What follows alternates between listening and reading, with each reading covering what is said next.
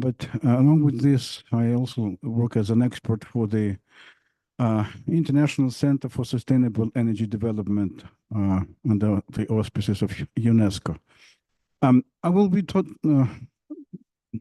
making a presentation about the climate change and the impact of the anthropogenic greenhouse gas emissions on the climate, basically.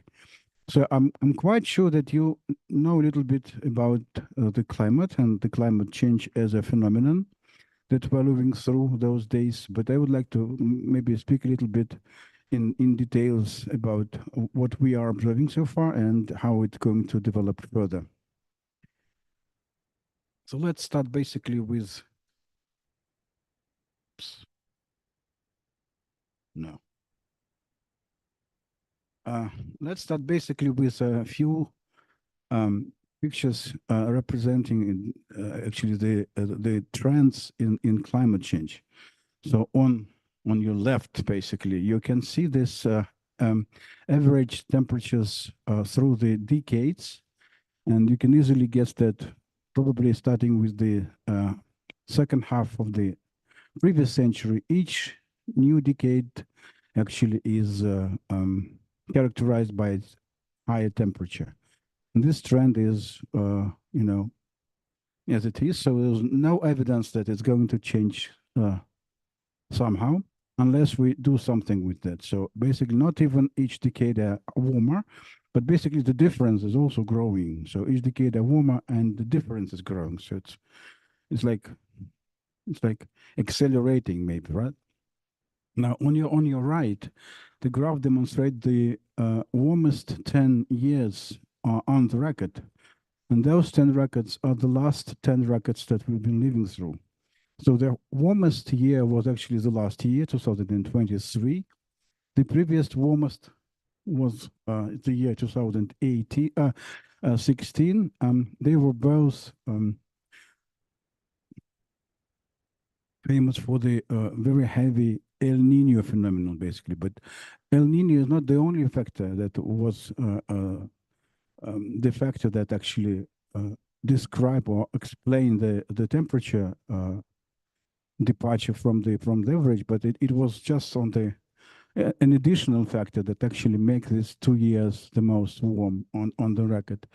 But even despite the fact that there were only 3 El Ninos among these 10 years, all the other years were actually characterized by La Nina. La Nina is like opposite to El Nino. You know, when El Nino is coming, then basically the heat is coming from the sea, and when La Nina, then it's basically the freeze that is coming from the sea. But anyway, still those 10 years are the most warm on the record. Sorry.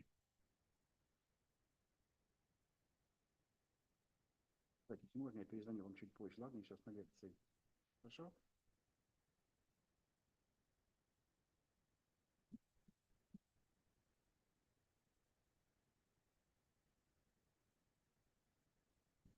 Now, if we look at the current year, the year 2024, it started as the warmest. Now it's more or less at the same level as the previous one, the year 2023. And because the La Nina, El Nino effect are now changing to La Nina, so probably the end of the year would be a little bit cooler than the previous one, but still it's high probability that this particular year would also be among the warmest, probably the second or the third. Let's go further. Давайте я буду нажимать на кнопки. Окей. А чего он не запустился? Да, давайте вы это делаете. Он должен был запуститься, а он не запустился.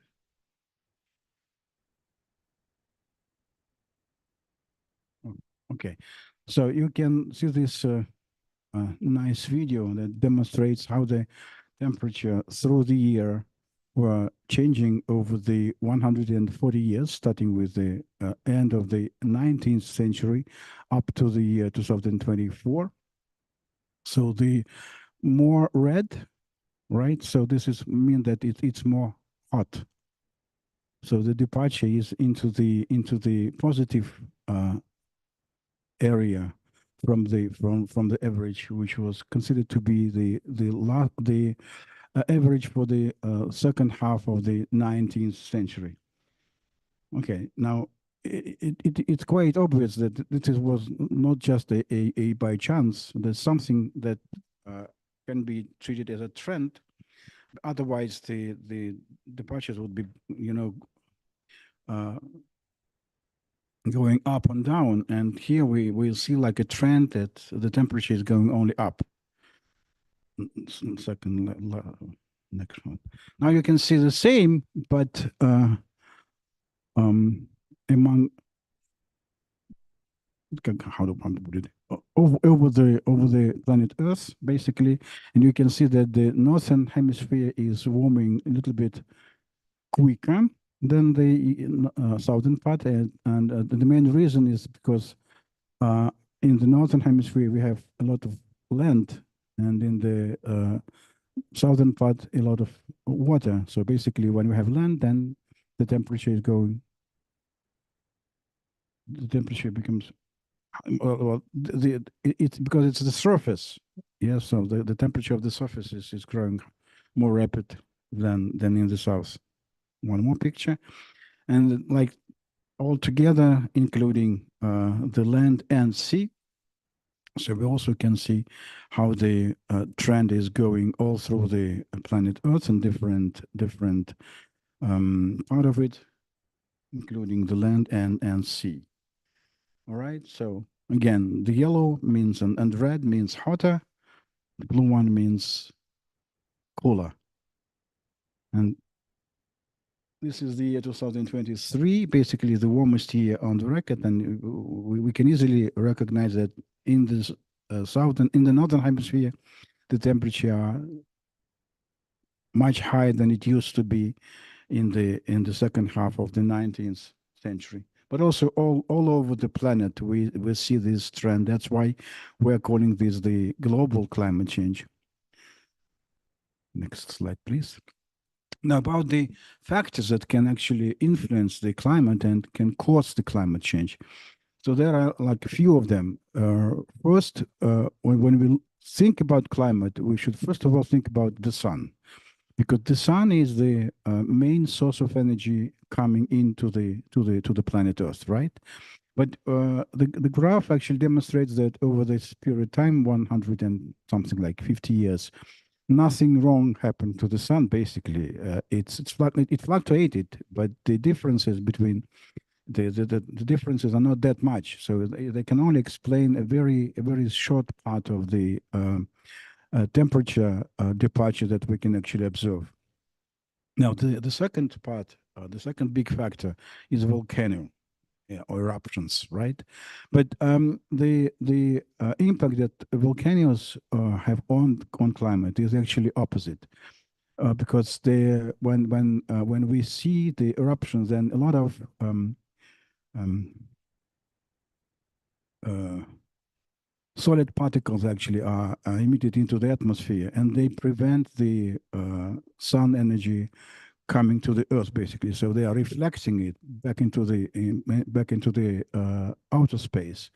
That's why. So the impact, the factor is actually working on in like it's cooling the climate rather than warming it. And then the biggest factor that we see is the actually increase of the concentration of the CO2 and other greenhouse gases in the atmosphere. And this is the main factor that actually explains the 90% of the difference that we have so far. I've read once a study published by the American scientists that actually claimed that if we start looking at the climate change, taking the initial point like 70s of the last century, then 100% of uh,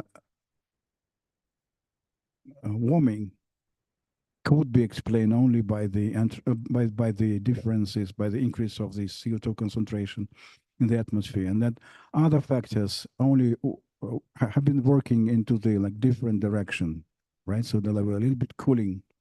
So if not of these factors, then probably the temperature would be even higher. And if you look forward into the and take the trends as we observe them, then probably the temperature will rise up to 3 to 5 degrees centigrade by the end of the century, if we do not do anything with the CO2 concentration.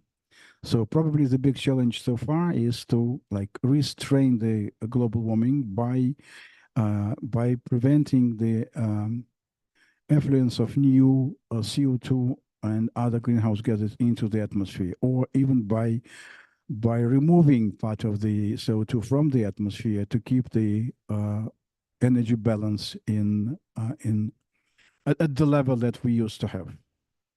Next slide, please. So what is greenhouse gas effect basically? This is not that we created. It's been here for quite some time.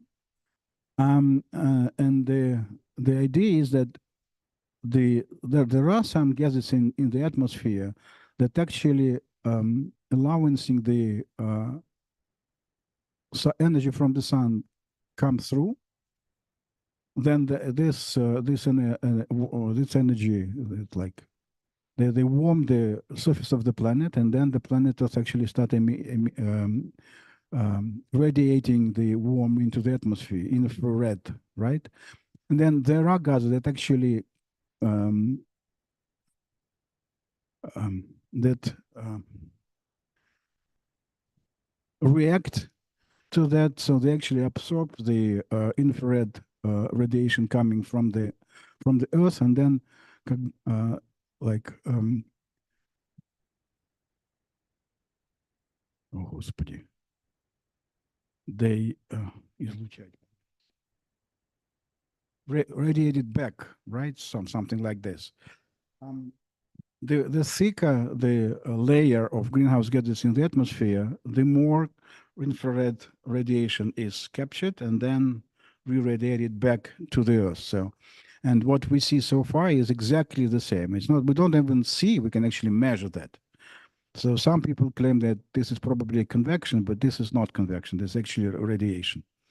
And because of that, more warm stay with like close to the surface of the planet, warming it, and the less warmth is going again to the outer space. And we can see basically this difference. The layers of the atmosphere close to the Earth, to the surface of the Earth, are warming, and higher up in the atmosphere they are cooling. Basically, that's what we see. Next slide, please. Again, very, I would say, saying by itself, the graph, which actually demonstrates how the concentration of CO2 increasing over time, and how the average temperature also increasing over time. And this is not actually by chance. It's not just correlation. It one explains the other. Second, следующий slide. So again, this blue line is the concentration, and the gray line basically is the emission of CO2 from the human activity. And further, we would be talking more about what and how actually we emit, what are the main sources, what are the impact of different countries, and what can we do with the anthropogenic greenhouse gas emissions into the atmosphere. But we can claim quite determinedly that basically the emissions of CO2 by humans, or actually because of the activity undertaken by humans, is the main and the only sources that actually increases the concentration of CO2 and other greenhouse gases in the atmosphere. There's no other one. Следующий slide. So this is what we see on your left. It's a CO2 emissions over more or less 1 million years. So it was more or less stable. Of course, it was like fluctuating over time, but it was fluctuating across or around the average, which was more or less like 270 particles per million. And then all of a sudden, starting from the second half of the 19th century, we see the rapid growth of CO2, which was the result of the Industrial Revolution. We started burning coal, then we started burning oil, and then we started burning natural gas. And then in addition to that, we started emitting into the atmosphere um, uh, some other greenhouse gases like fluoride, oxide, and some others, which are really, really strong. Apart from that, we also can pay attention to they should pay attention to the emissions of N2O because of the intensification of agriculture. So we started putting a lot of fertilizers into the ground, when we put fertilizer that contain uh, nitrogen, that basically we see these N2O emissions, and the more we cultivate, the more we intensify the agricultural production, the more N2O is actually escaping into the atmosphere. On your right, this is more or less the same graph, but about the methane, H4, H, C, CR4, CH4, exactly right, absolutely. So over time, we can claim that the concentration of CO2 as a result of the anthropogenic activity grow like 50%, while the methane concentration is 2.5 times, basically. Следующий слайд, пожалуйста. Извините, что я так. Now, there's basically a balance, a kind of a balance, because the natural um, ecosystems are capturing a little bit of the emissions that greenhouse gas emissions that we produce. Approximately half of what we produce is actually captured by ocean and forests and land. And that's why some people claim that we don't see, like, it's not like global warming, like global greening, which is in fact true, but not to the final point. Basically, only half of the emissions are actually captured, and this is not going for free. It's going for price. And one of the price is that we have the oxidation of the ocean, so it contains more CO2. That's why the pH parameter is going to the different direction, right? And in addition to that, okay, we see like more forests growing, but that also means that a lot more forests are actually uh, going through wildfires. They're burning. So and when the forests are, you know, when the wildfires happen, then a lot of CO2 and methane also escaping into the atmosphere. So basically, it's like both directions. For one hand, well, the natural ecosystems help us, preventing the increase of CO2 in the atmosphere. But at the same time, they capture it and they re-emit, and then also they re-emit methane. And actually, we don't think like that. This is the final result is in our in our favor. Anyway, up to 5.5 billion tons of C are C, not CO2, just C. So you have to multiply by approximately 3.8 to get the number of CO2, adding every year to the concentration of CO2 in the atmosphere just because of the human economic activity. And it's interesting thing that basically, if we make it like a kind of an abstraction, if we only calculate the amount of CO2 going from the Earth to the atmosphere, basically the share that is produced by humans are only like 8%. But if we look into the old cycle, then basically natural ecosystem are also removing CO2 from the atmosphere. Nothing like this happens when humans are emitting. We do not remove, we only emit. And that is why the increase of CO2 concentration is 100% due to the human activity, because we do not remove, we do not cycle it, we only emit. So one way. It's basically what we normally do in our economy. We have direct, straightforward. So we take the resources from the nature, then we process them, and then we put the residuals back into the. So we do not recycle still. And if we look into it at the how we treat the CO2 emissions, we do exactly the same. We take carbon from under the knees of the planet, then we burn it, then we put it into the atmosphere, and we do not remove. So again, no recycling. Basically, this is again the picture that demonstrates that, okay, what we are emitting, what different uh, natural ecosystems are removing from the atmosphere, and then the residual which stays with us for a long time. And the problem with CO2 is because it stays in the atmosphere for long. Basically, the preliminary estimations is that it could stay in the atmosphere up to 1,000 years. So it's actually coming down very, very slowly. Следующий слайд, пожалуйста. Давайте тоже его запустим.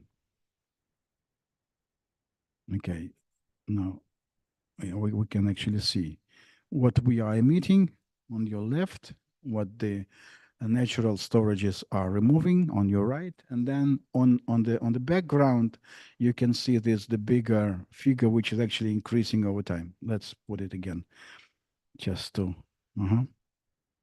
okay, you see this is the red one on the rear part of the graph is actually increasing very rapidly. This is what we actually do, despite the fact that the nature is actually capturing half of what we are emitting. Следующий слайд, пожалуйста. Now, because of this enforcing of the greenhouse gas effect, we see the imbalance. So the imbalance meaning that if we calculate all the energy incoming and all the energy outcoming, then we see the difference.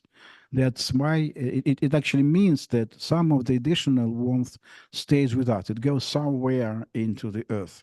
90% actually of this additional energy is going into the ocean. So ocean actually absorbing the biggest part of the additional energy that is created because of the enforcing of the greenhouse gas effect.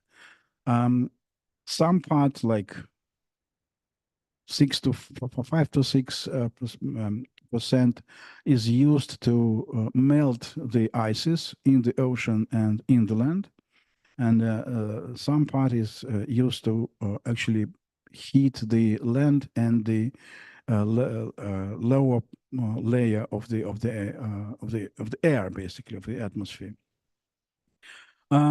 This is not the first actually attempt to measure the imbalance and to calculate the distribution of this additional heat.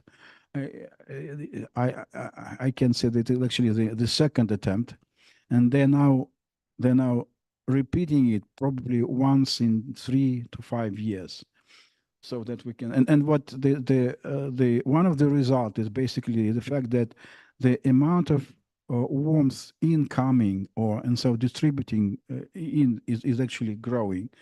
If we look altogether over the 40-year period, starting from the year 1971, then basically on average it's 0.48 watts per square meter on average annually. And then if we only calculate the last 15 years, then it's probably twice as much. It's 70 and something, right? It's 76.76 watt per square meter annually. So basically, we see the amount of energy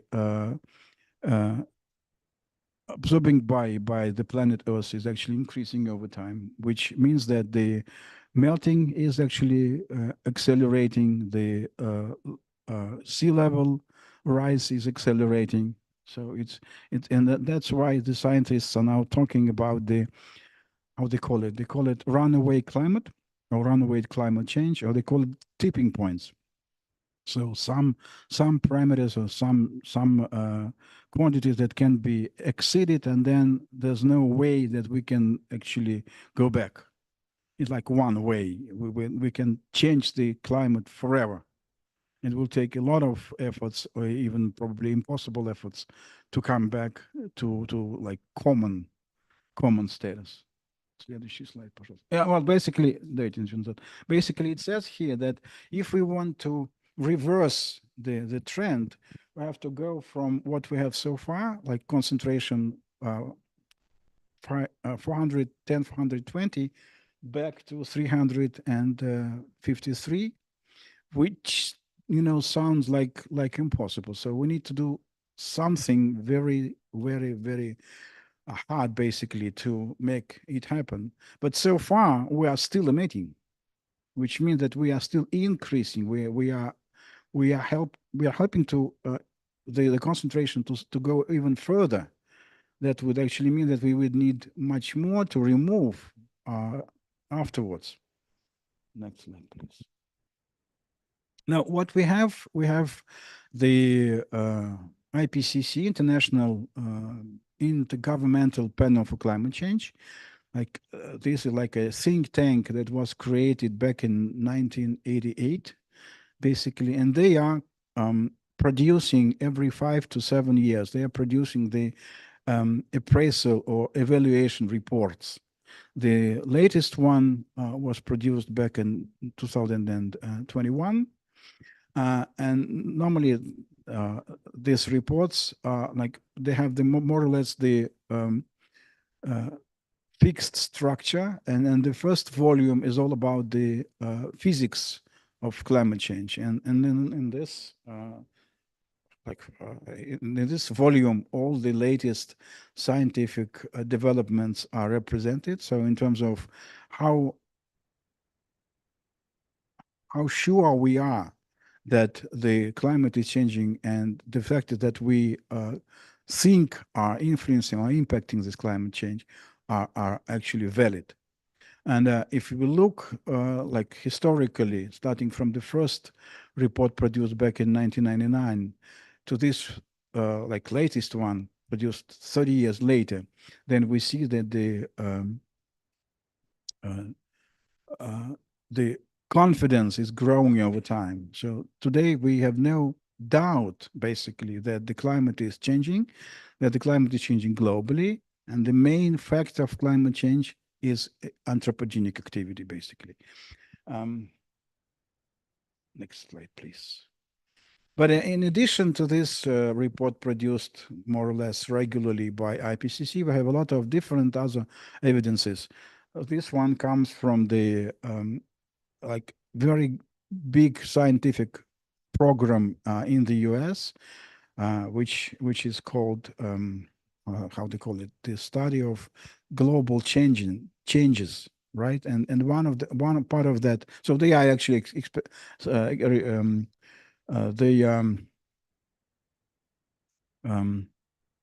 examining biodiversity, many other things, but among them, climate also one of the part. And the latest report produced by this program was made in 2018, and there you can see this conclusion that over the last 50 years, the only factor that was leading the climate into the warming was the anthropogenic one, the emissions of greenhouse gases into the atmosphere. And like on annual basis, the World Meteorological Organization is also publishing its report, but it's not like very thoughtful. It's just a picture of what happened last year. So again, if we take them all together, then we can see the trend. But in each and every report, it's only like additional evidences of changes that we can observe over time. Next slide. Oops. Now, if we look further into into the future, what kind of climate change we can be expecting to come by the end of the century? So there are like many different scenarios so far that we can actually observe or we can examine, but this one is like if all things will go as they go, if nothing will change, if the trend will continue as they are. So basically, by the end of the century, we will see completely different planet, completely different climate on the planet Earth, and a lot of places would not be like kind of sustainable enough to live in, basically. And most of the parts are like in China, in India, in Pakistan, in the Arabic world. So a lot of places where the temperature and the humidity would be at the level that are not possible for humans to live in, basically. We now see sometimes those combinations are already happening, but they're not like uh, long enough.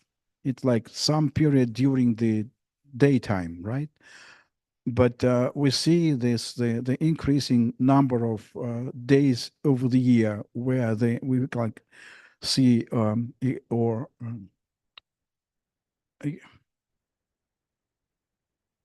feel like live through the what the scientists call like tropical nights, when the temperature does not go below 20 degrees centigrade, which is not like very healthy. And this is not only happening in the south, but in many parts of Russia as well. So we see the territory where these things are happening. Actually, they are also increasing and affecting a lot of people living there. Следующий слайд, пожалуйста. Again, if we speak about the future, it's not determined, of course, right? So it's kind of, we have like probabilities there. We're not quite sure what is going to happen. There are a lot of factors that are still like can act differently. So there are estimations for the catastrophic development of climate change. There's like 70% or 7% probability that the temperature will grow higher than 6 degrees centigrade from the level of like pre-industrial level. And that would be a really catastrophe for the human beings. And not only for human beings, but also for a lot of species living on the planet Earth. Now, this is all about the sea level rise, and there are two factors that impact the sea level. First of all, it's expanding because it becomes warmer, right? So, like if you hit something, the water, then it tend to increase in volume. And because it increases in volume, the level of the sea rises. And the second big factor is actually melting of the land ice. So whatever ice is already in the oceans, it doesn't matter. But if we speak about the Antarctic, if we speak about the Greenland, then basically the melting of this ices are adding a lot also to the all over rise of sea level on the planet. Uh, the melting of the ice shields in the mountains are also adding to that. Actually, like 40 years ago, it was more or less the impact was of the like uh, warm expanding and the melting were more or less the same. But so far, melting is adding twice as much as the warming itself. So basically, it means that melting is really accelerating and it's adding a lot to the sea level. But not only is the sea level rise, the whole actually patterns of climate are changing. And it's difference, the time difference between the big climate disasters like hurricanes, like storms, things like that. And 30 years ago, 40 years ago, uh, the difference, it was like more or less 3 months between the big disasters. Now it's like 3 weeks. So we see the intensification of climate disasters that we're living through. And this here we only take into account like $1 billion disasters, right? So the biggest one, do not even considering the smallest one. And one of the reason is the complete change in the patterns of wind, because the ocean is becoming more warm. So its interaction with the cool land creates a lot of more uh, disasters, hurricanes, whatever, that are yeah, the influence, um, a lot of harm actually to our economies. The next slide, please.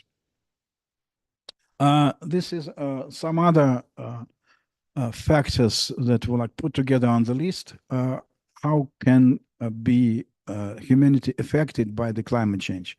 Uh, this was created like 30 years ago, something like this.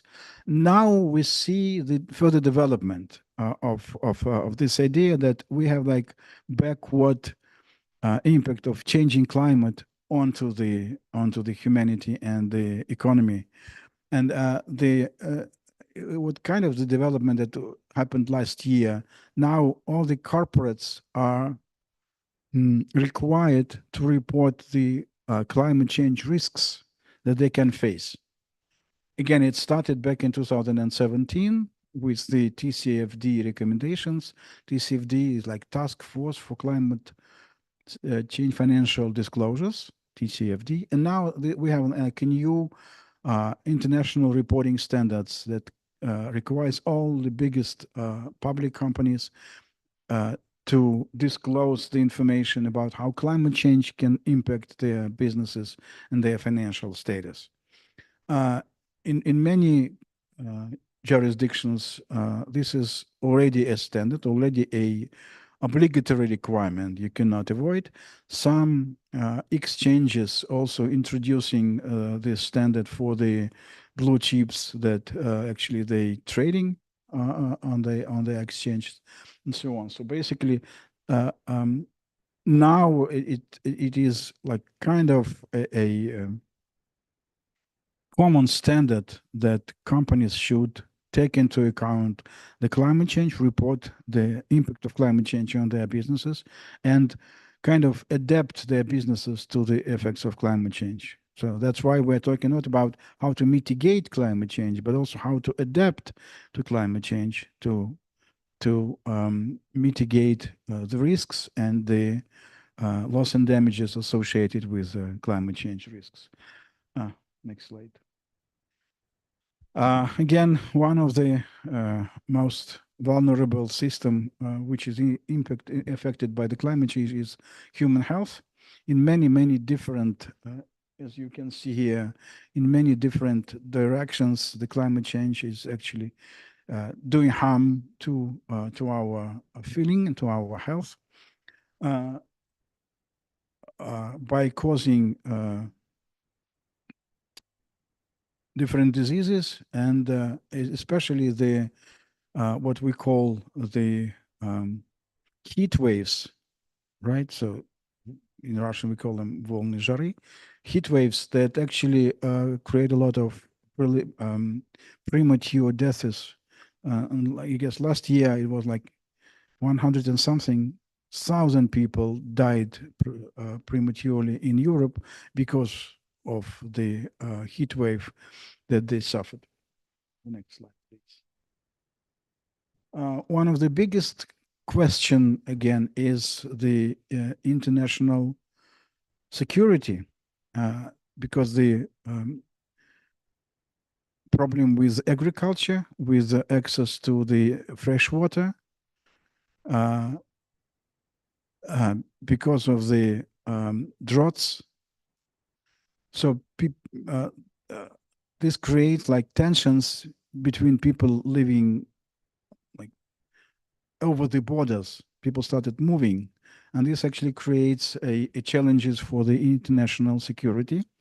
There was an attempt actually to probably give a mandate to the security board of the UN, United Nations organization, to treat these like climate-induced international security issues. But as far as I know, it was not still successful. So all the climate issues are within the um, Secretariat for Climate Change, UNFCCC, and the security board is not yet um, empowered to solve the problems associated with climate change in terms of international security. But I still think that this is coming soon, because the matter is actually becoming more and more sharp over time. So we need like a not only monitoring the situation, but actually introducing the mechanisms to actually solve them. The next slide, please. Now, this is, maybe you know, it was kind of a famous publication by a journalist. He's not a scientific guy, he's just a journalist. But he came out with a very nice book, which is called The Uninhabitable Earth, where he examines the like catastrophic scenarios of the climate change, claiming that how difficult it would be to live on the planet Earth if and when the climate will run away far away, so to say, from what we consider the common standard, or we used to live through. Дальше. Loss and damage. So again, now it's already like an international terminology, in where we have now a financial mechanism to cover losses and damages, which is like irrevertible, so to say, right? So we speak about loss and damage if we 100% sure that we cannot go back, we cannot revert it. And there's a special financial institution now, what's created like last year on the Conference of Parties in Dubai, which deals with this. But here we can see a few estimates how costly it is for us basically to live through the climate change. And there are different estimates for different scenario, what it would cost the global economy to experience this or that scenario of climate change. Well, it says that if we all right, if we can keep up with the Paris Agreement, we'll take a little bit later about what is Paris Agreement, but if we can uh, keep up with the Paris Agreement goals, then the global losses would be something like 4% GDP annually.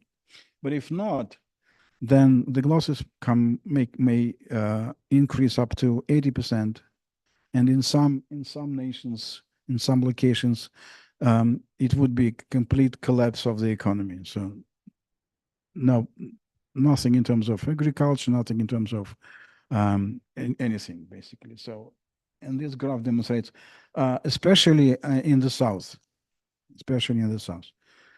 Следующий слайд, пожалуйста. Now, this is a development, so to say. It's like a movement which is called climate emergency movement, and the idea is that different parts of different jurisdictions declare the climate emergency on their territories. And I looked it through like this night when I was preparing for this presentation. The total number of regions that are declared the declared climate emergency is 2,359 already. So and it was like 2 or 3 years ago when the UN Secretary claimed that the whole situation about climate on the planet Earth is climate emergency, basically. So this is kind of where we see normally when even in China, a lot of parts of Europe. But uh, partly this is because they are kind of it's like regional level, not the state level, not the governmental level, the regional level or municipal level where people declare this. Uh, well, in Russia, we do not have this, freedom for the regions to declare something. So they have to stick with the, central legislation, and that's why we don't see. But basically, there are a lot of regions in Russia that could be actually declared the climate emergency. Следующий слайд, пожалуйста. Now, Paris Agreement. Paris Agreement or Paris Accord is not basically the first international treaty about climate change. It's actually the third one. The first one was adopted back in 1992, and it was called UNFCCC, United Nations Framework Convention on Climate Change. It was signed in Rio de Janeiro, basically. Then the second one was the one which was called the Kyoto Protocol, and it was adopted back in 1997 on the third conference of parties of the Climate Change Convention of Climate Change. And the idea of Kyoto Protocol was to agree on actions or collective actions of the developed countries, first of all, to start doing something about climate change. It was not meant to be long. It was meant to be like 5-year time period, but it was prolonged up to the year 2020. And it was then replaced by the Paris Accord, Paris Agreement. Paris Agreement was actually adopted in the year 2015. And it was very quickly to become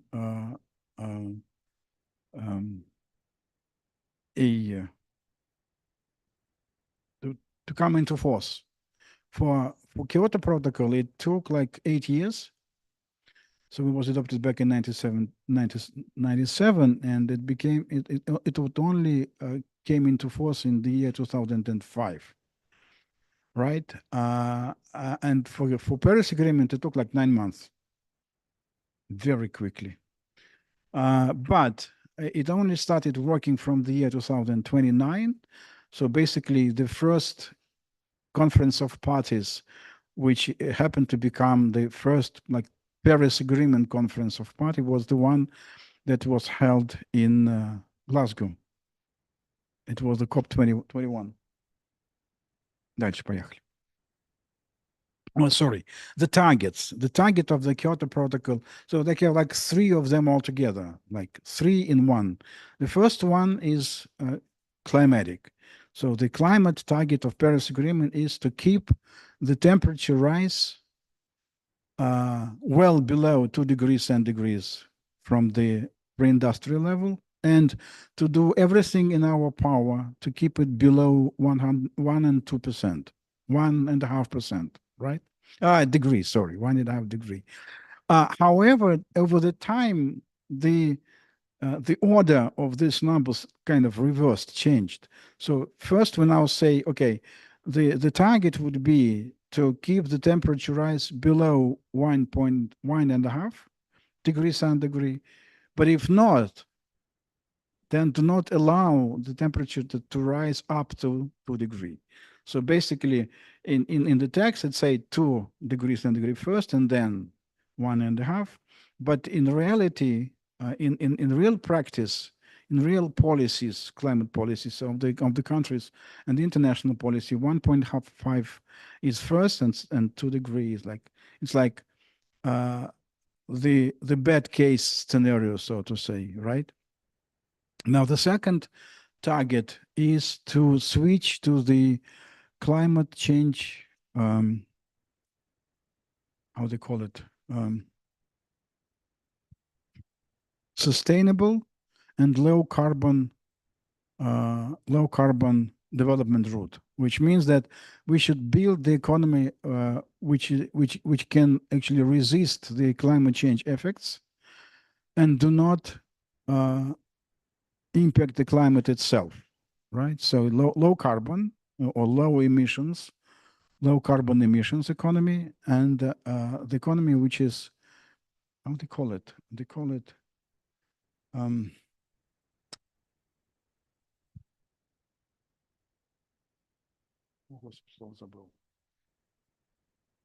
anyway, по-русски мы говорим устойчиво к изменению климата, но по-английски там другое слово. No, no, no, no, no, no. Нет. Там хитрое слово, а я его забыл. Посмотрите, пожалуйста, Парижское соглашение можете найти? It's like very tricky word, which we cannot actually translate into Russian. So in Russian we say устойчивый, and then translating back we say sustainable. But basically in the Paris Agreement they use different word for that. Пункт, знаете какой? 2.2. Найдите, вот статья 2. Только по-английски, а не по-русски. All right. Now, and the... Еще назад, пожалуйста.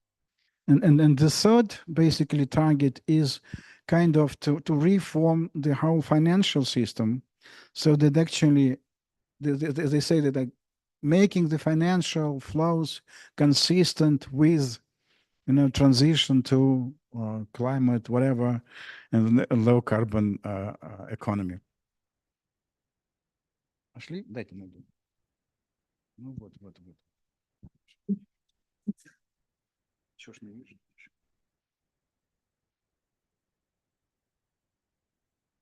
Resilience. Okay, вот хорошее слово.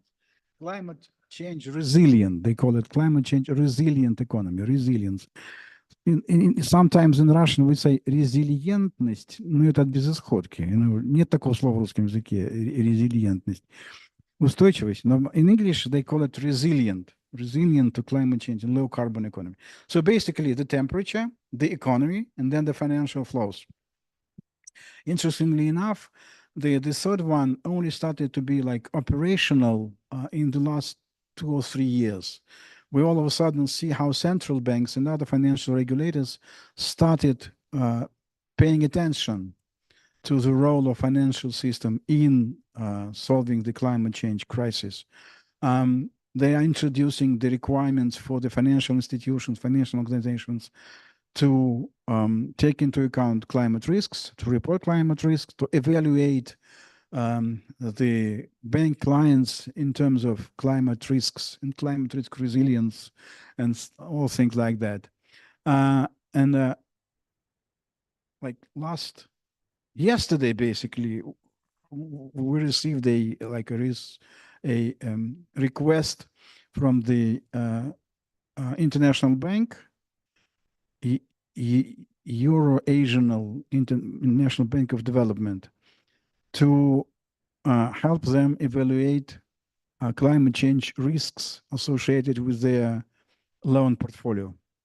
Like a very interesting job, but it's not the first time. Basically, the first bank that requested us to do that was the bank which is called Domerev, and they are putting money into the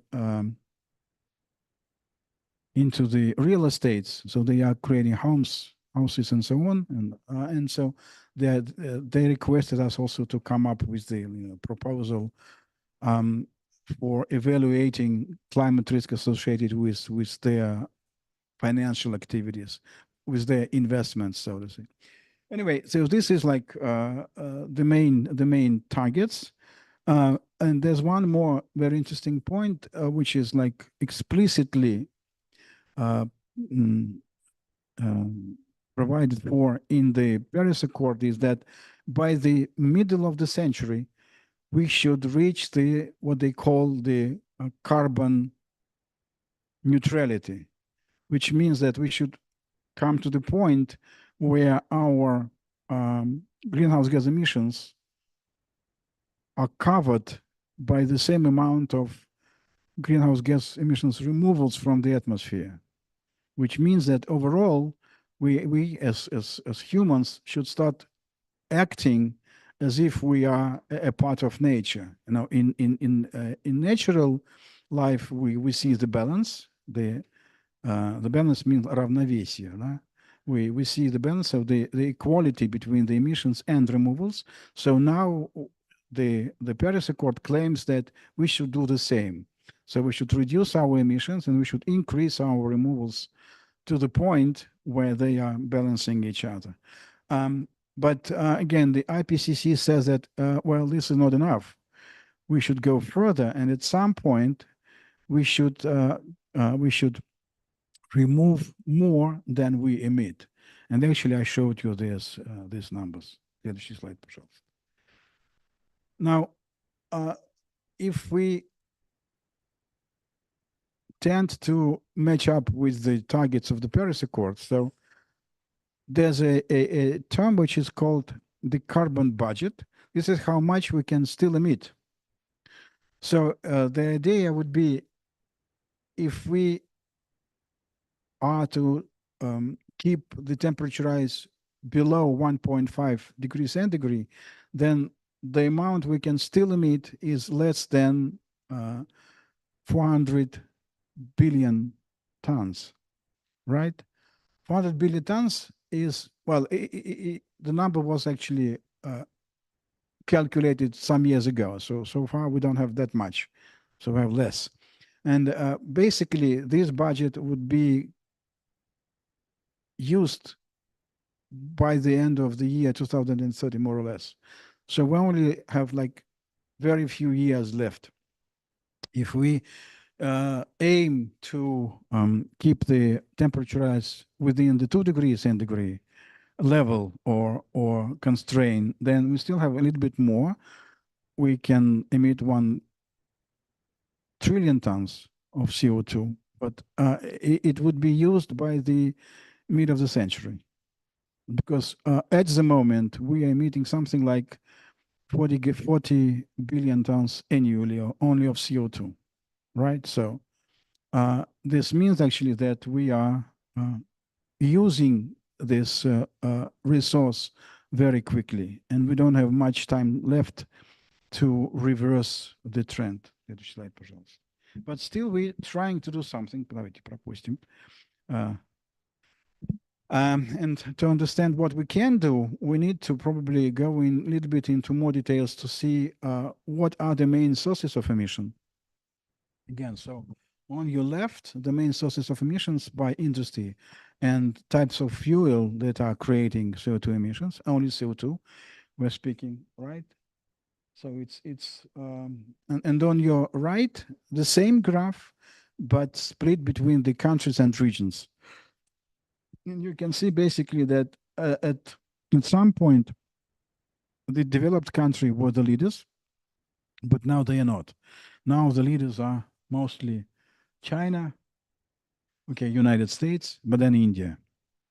And if we calculate the contribution of developing countries altogether, they would amount for approximately 60% of the total greenhouse emissions by humans. And the developed countries only contributing less than 40%. Now, this is like a cumulated amount, so altogether, but without taking into consideration the removal by the natural ecosystems. So this is how much we emit it altogether, meaning that at somewhere they are stored, or either in the atmosphere, or on land, or in the ocean. Следующий слайд, пожалуйста. Again, this is like a Давайте нажмем.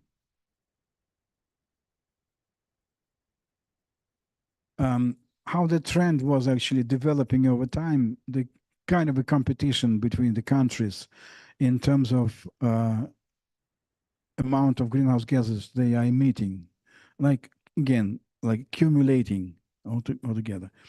And then this blue circle is demonstrating how rapidly we are actually using the carbon budget that we have for the 1.5 degrees centigrade increase of the temperature. All right, so it used to be like a competition between two systems, the US and USSR, so to say, but then the situation changed quite rapidly. And now we have a little bit different world where the US is still the leader. Uh, like if we're calculating total amount of CO2 emitted altogether into the atmosphere. But at the moment, US is not even the leader. The leader is China. So they are emitting the biggest part like annually. But but cumulatively, the United States is still the biggest contributor to the climate change altogether. But again, the second in the row again is China, and even Brazil is somewhere close. So when people claim that it's only developed countries that actually change the climate, and the developing countries are suffering, I would not agree. This is kind of like political claim rather than scientifically approved information. Scientifically, we can see it here. Next slide, please. Не, поехали дальше-то. Now, in terms of, okay, so if we take the picture of the emissions, annual emissions over in 1 year time, then something like 75% more or less is due to the burning of fuels. So I call it energy here, but it's not like production of energy. It's basically using of every type of fuel to produce any type of energy, including the energy to move the transport, the vehicles, aircrafts, vessels, so all stuff like that. So every time we burn something to produce any type of energy, we call it like energy related emissions. Okay, so they are covering like 75%. It's probably a very comfortable way to look at, because if we take industry, then most of emissions coming from industry also associated with burning something. But in addition to that, there are industrial processes like chemical transformation of material into the products that also can be sources of emissions. And if we take that, then the industry itself, without energy part, only responsible for 5% of the total, and the biggest part actually comes from agriculture, where we use fertilizers, where we breed and grow the cattle. So, and there we have N2O, then there we have CH4 and other very strong greenhouse gases coming or escaping into the atmosphere. Следующий слайд, пожалуйста. Actually, like altogether, 24 to 26% of emissions are associated with production of food, basically, right? So, which is kind of commonly understandable, right? But the thing which kind of worries a little bit, 6% of emissions associated with food waste. So we grow crop, we produce, we process it, then we somehow deliver it to the stores or to the houses, and then we waste it. So 6% of emissions go for nothing, right? And probably this is the main reserve that we can use to reduce our greenhouse emissions. Следующий слайд, пожалуйста. Again, one of the biggest part is the degradation of forests or deforestation. And if you think that we cut trees because we like to read books, then kind of like think again. We cut trees because we like to eat meat, basically. This is the main reason. Следующий слайд, пожалуйста. Now, countries starting from a certain point, especially from the year 2021, they started taking the obligation to come to the carbon neutrality by a certain point in time, right? Most of the countries claim that they will do that by the year 2050 or earlier, but some countries still say that they would do it, but a little bit later. Turkey says that the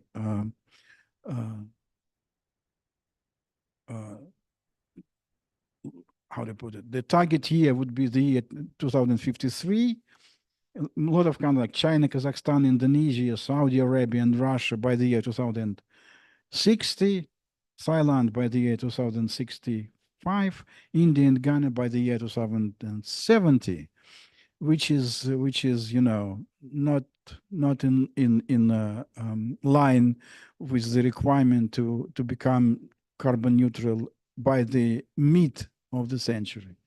Still, but probably over time these obligations are changing, and some countries have already changed them, some still not. But even in Russia, we have like a new development this year when all of a sudden the Minister of Economic Development claimed that we should probably reconsider the low carbon long term economic strategy to reduce more by the year 2030. Okay, which looks better, but still not quite in line. Следующий slide. So far, we can claim that 88% of emissions are covered by these obligations to, cover them by the reduction or to reduce them, which also goes on to the limit of 90% of global GDP and 85% of the population. So we can say that, well, most or the biggest part of greenhouse emissions are attributed to countries are kind of covered by the governmental obligation to reduce them to the level where they are covered by the removal, which is like mitigating them altogether. Now, a little bit of like economic theory, what can be considered as the main driver. So basically, we have two most typical economic model. One is called IPAD, and it claims that the production of product, some GDP production, is something that is leading the emissions. But population, then it's Y is production. E is actually emission. So altogether, it's population multiplied by production per person per capita, and then emission per product, right? So kind of population, production, and technology. And so the leading driver here would be production. The on your right, there's another concept saying, well, this is basically consumption. So there are people who earn a lot of money. They tend to consume a lot, and because they tend to consume a lot, then we have the emissions growing. Next slide, please. But it's not very practical, so to say. I would probably claim that more practical way to look at would be just to multiply population, of course, because we're talking about the anthropogenic effect, right? So we can start, we should start with the population. Then it's like how to put it best? It's like wealth, right? Then it's energy that we have to use to produce goods, and then we have like the residual with non-energy emissions. So if we put them all together, then we see this on your right, the formula, which is like population multiplied by wealth multiplied by brackets, and in bracket we have energy multiplied by carbon intensity, and then non-energy related carbon emissions per product. And we need to make it zero, more or less, right? Or we need to reverse it to make it go down. So what do we have as a means to do that? Следующий слайд, пожалуйста. Let's first of all speak about the population. Do we have any chance to reduce the number of population on the planet Earth? Well, if we stay like, okay, like being a humanitarians, right? We shouldn't do that. It will be growing. We can kind of try to regulate a little bit the fertility, but basically the main factor for this is the education of women, and including of women into the economy and political life. This is the only thing. So basically, the education and inclusion of women into the community activity, so to say. The only one thing that we can do. Next slide, please. If we take about wealth, do we have any chance to revert it? No. We still have a problem which is called poverty, and we need to somehow irradiate poverty. And if we even go through the text of Paris Agreement, it says in many parts that we need to deal with climate change, but in the context of eradicating poverty. So this is and we have like one of the target sustainable development is eradicating poverty. That's why on the average the uh, uh, level of consumption would be growing. There are some parts of populations which tend to over consume, and we can somehow make them, stop doing that. But on average, still we can say that well, the consumption will grow up further. Then what do we have left? Давайте вернемся назад на пару слайдов. So if we know for sure, нет, еще чуть-чуть. If we know for sure that P and G would be growing, that what do we have left? We have the brackets. And first of all, we have E, energy intensity of the production of goods. Can we do something about that? Yes, certainly. We can reduce it in half or even more than that. Even Europeans, which tend to have very energy efficient production, they still say that they can still reduce by 40% of the energy consumption. But if we reduce energy consumption per product, then what we will get as a result? Would we expect that emissions would go further, or should we expect that consumption will go up? I would tend to say that consumption will go up because we need to eradicate poverty, of course, right? So that's why emissions would not be affected very much. But still, it's a nice thing to do, just to pay less in terms of climate change for increasing of consumption. That is good, but this would not revert the general trend. Probably a little bit slow down, but not revert. Now, the only thing that can revert basically is the carbon intensity of energy production. We should change to the low carbon energy sources like wind, like sun, like hydro, like nuclear, by the way, maybe, but there are a lot of debates about should we nuke the climate change or should we not do that? So basically, there are two different approaches to that. In Russia, we used to say that nuclear energy is still low carbon. Then why shouldn't we do that if we can? But the question would be, do we really can? It takes now a lot of time, basically, to agree upon the construction and then to construct. And then it takes a lot of time and a lot of money, basically, to build the nuclear power station. The same also valid for big hydro. It also takes a lot of time to agree, a lot of time to construct, and a lot of money. And in many cases, you cannot match up with the budget. Sometimes you do 2 or 3 budget you planned initially.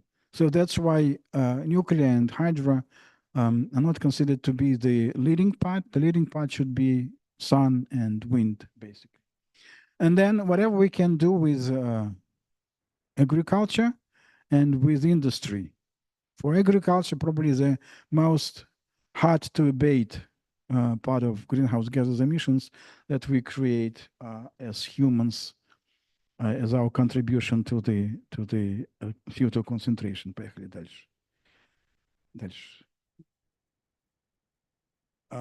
Дальше.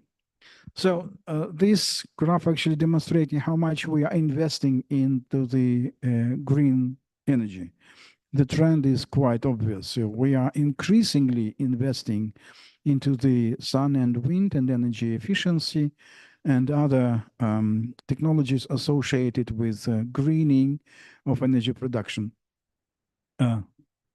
Следующий граф, пожалуйста.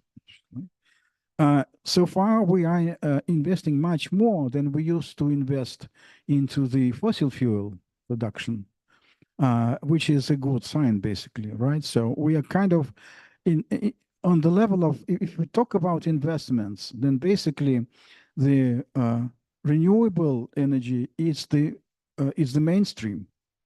So we should probably drop talking about them as an alternative energy, because in the investments, they are basically the leading part, not the alternative.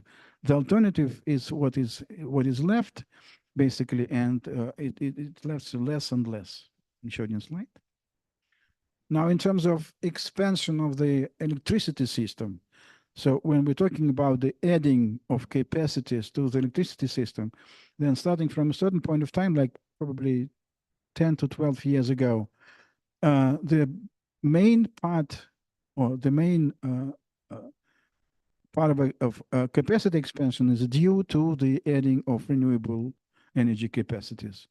Last year, the contribution of renewable energy was more than 85% altogether. So this is still not a substitution, because these columns of gray color that represents the fossil fuel, they're still in positive zone. They should be in negative. Then it would mean that we actually not only stopped building new fossil fuel energy capacities, but actually started to close them. But so far, it's not yet the case. But we need to come to that point as quickly as possible. And one of the decisions that was made last year in Dubai was to triple the power capacity of renewables by the end of the year 2030, which is basically possible to do, especially if we talk about sun and wind. Следующий слайд, пожалуйста. Another big part where we burn fossil fuel is, of course, transportation. And road vehicles are probably the leading part. So the idea would be to do what?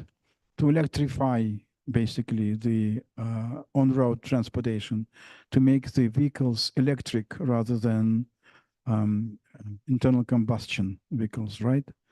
That's slide. And again, so we see the trend, the amount of money put into the production of greenhouse or of electric vehicles and the electric vehicle, how we call charging stations altogether. In the year 2022, it was more than kind of $500 billion just in 1 year. For the year 2023, I didn't find the number somehow, but we can not legislate, but we can find the number of electric cars produced. And we see actually the general trend. Last year, it was more than 15 million units altogether put on the road, right? So in general, it was like 15% of new cars sold, but in some reason, it was more than half. Now, it was like 40% in China. It was less than 10% still in the US. But this year in China, for the first time, we saw the share of electric vehicles exceeding 50%. So more than half of new vehicles sold into the market in China this year was more than half. And it's a good trend. The biggest share basically in Norway, but it's kind of a small market. In Norway, it's more than 90%. So basically all the cars that are sold in Norway are electric cars. And Scandinavia is kind of leading the Europe in that direction. Germany is next. And then, but in Germany, they somehow stopped in incentivizing the consumers for whatever reason. So it's kind of tricky thing they started to do, and they kind of decided they should fear the import of Chinese vehicles into the European market for whatever reason. So it's going to now they switch to the, like trade wars with China on the green market, which is the worst thing, I guess, they can do in this case. You should either go into direction that allow you to reduce emissions, or you go to the war, right? So you're going to do both things all together. And somehow they decided to to start competing and constraining the import of Chinese, not only vehicles but also the solar models into the European market. The same happens to the US market, so they are now fighting with China instead of trying to cooperate with China in a positive way, so to say. Did she slide? A little bit in terms of costs. I dropped the slide where I was talking about the cost of energy. Basically, renewable energy is the cheapest now in many countries, the cheapest source of energy to be produced. If we talk about the new installations, more or less the same is now happening to the electric vehicles. They used to be more expensive, but now the prices is going really rapidly down. And in many cases, the electric car, the holding of electric car is cheaper than the holding of the internal combustion vehicle car, right? And here are some examples where it is the case. It's not the case everywhere. It's not the case for all types of vehicles, but in some parts it's already the case. So which is sound like a good hope for the electric vehicle to conquer the world quite quickly. Следующий слайд, пожалуйста. In aviation, there's also was made a decision to go to the carbon neutrality by the middle of the century. Следующий slide. In aviation, we have a very good international program which is called CORSIA. It's like carbon offsetting and removal system for international aviation, CORSIA, and it includes offsetting of emissions above the certain level. It includes also switching to the sustainable aviation fuel. It would also include the certification of aircrafts against the standards for per unit emissions for different types of aircraft. So basically, three in one. And the same also coming for the International Maritime Organization, so international shipping would also be kind of constrained and restrained by the regulation on greenhouse gas emissions in terms of energy intensity or carbon intensity of the vessels, in terms of carbon intensity of fuel that the vessels use, and stuff like that, and probably the compensations of emissions over and above certain level. One of the hard to beat industry basically is steel making. They tend to use a lot of carbon, a lot of coal to produce iron and then to produce steel from iron. But the general trend would be now to switch to new technology, which is called in Russian it's called прямого восстановления, direct, whatever. Forgot the name. Железо прямого восстановления. Something like that, yeah, direct reduction, still using hydrogen instead of the coal, right? And there are different already ongoing projects, and some of them are already implemented. One of the first one was in Sweden. It's called the hybrid, and from hydrogen, of course. So they are producing this new low carbon steel in Sweden, in the northern part, where they have like the excess capacity of hydropower. So they use hydropower to produce hydrogen, basically, and then they use hydrogen to produce steel without like dropping the stage of producing iron. So they do steel immediately from the raw material, right? So to say. This one was actually the first and the most interesting one. Another one also interesting in Germany, but like in like two stages. The first stage would be to capture industrial gases coming from the existing facilities, but not just burning them or burying them. But they're going to produce a lot of goods out of them, like fertilizers, like plastics, and even fuels, because this like these industrial gases have a lot of C in them, right? So they can do all stuff like that. And then after like 5 or 10 year period of time, they would completely, you know, um, um, substitute the technology for the new one with a new one, which would be completely based on hydrogen again. So hydrogen is probably the next technology on the horizon that would substitute the coal, based technology in steel making. Следующий слайд, пожалуйста. But despite all these new good developments that we can actually see and be proud of, still we are kind of lacking the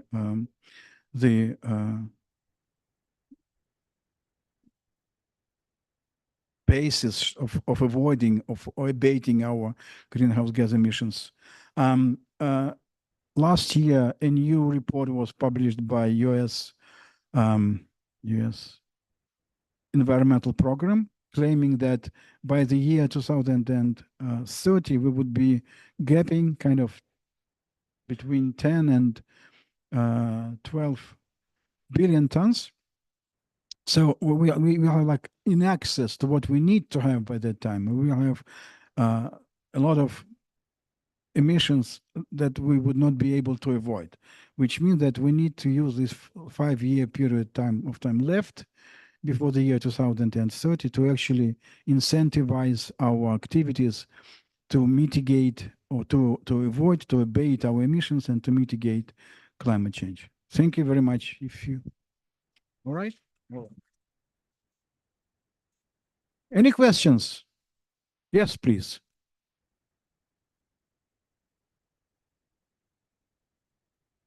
Yes, please.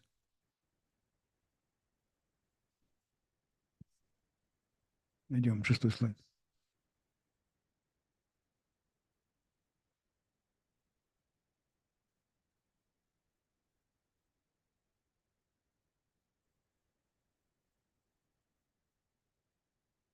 The volcano activity.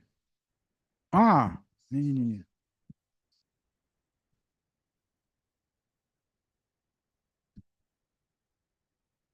Okay.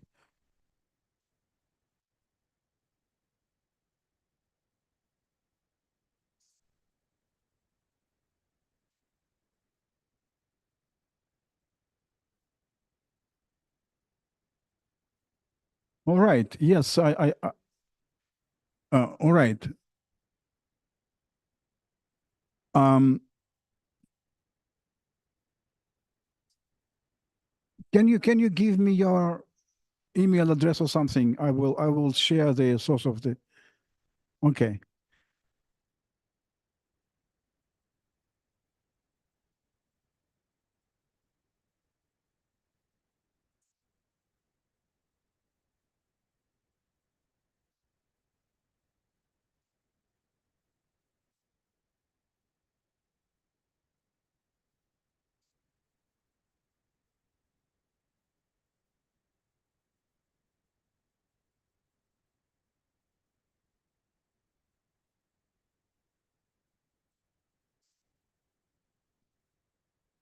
Well, basically, well, thanks you for your questions. In terms of the consequences for the sea, not only in terms of sea level rise, but in many others. So, first of all, it's about biodiversity. Many species that used to live in seas are not adapted to high temperatures. Um, uh, for instance, for example, a lot of um, like valuable sorts of fishes cannot survive. They cannot reproduce in warm waters. So that's why we're going to lose a lot of species that we used to be, eating and be admiring of. Then it's harmful for the reefs, of course. But basically, if we consider like altogether, the general trend would be that um, uh, the biodiversity of the sea would be degrading because of oxidation and because of the temperature rise, for sure. Yeah,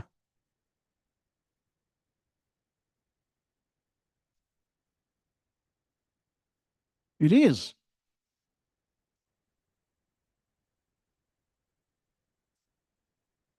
Well,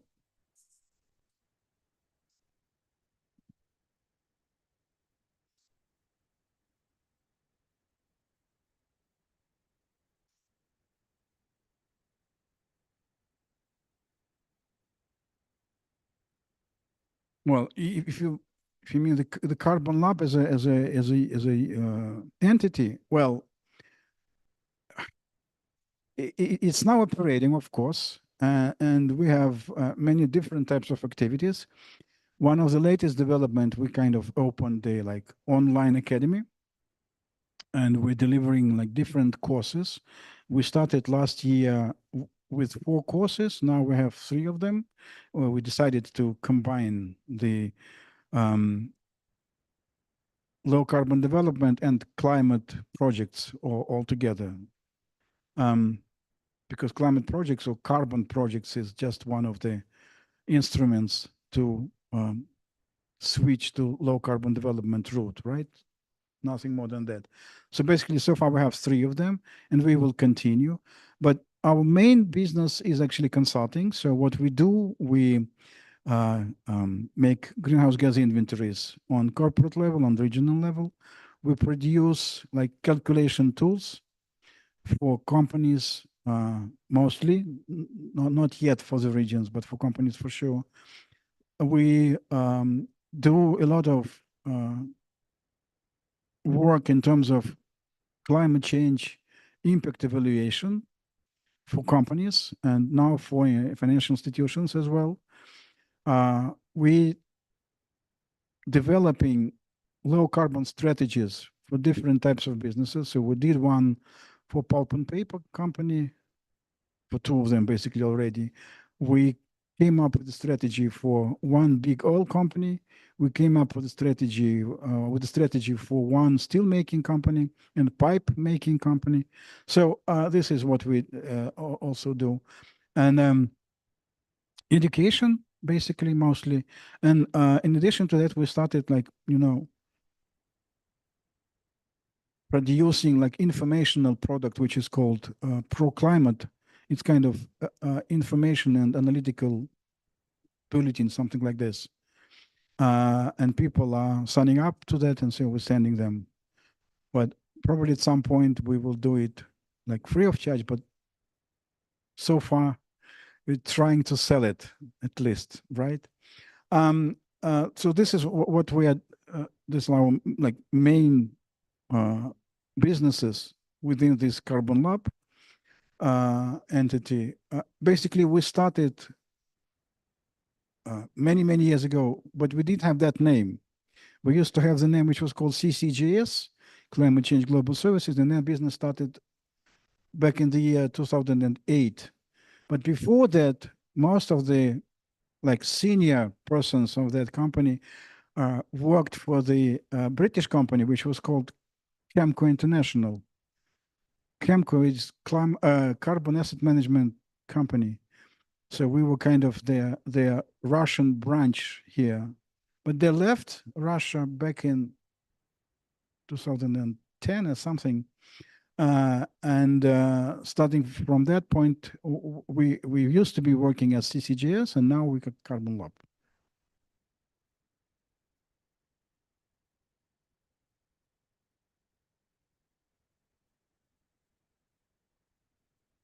No, they're doing a lot, basically.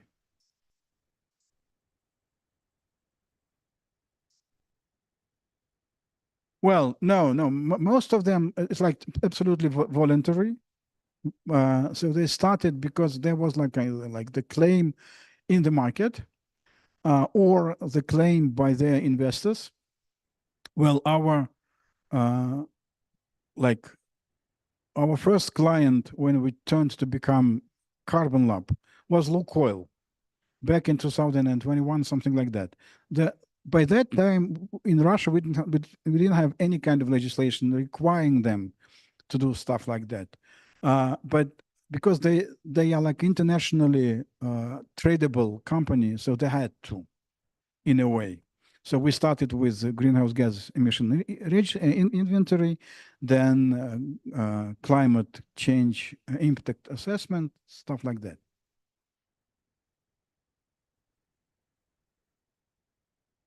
Which one? What's the idea?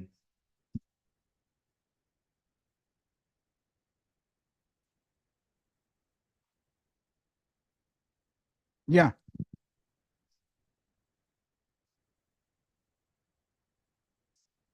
You mean this one?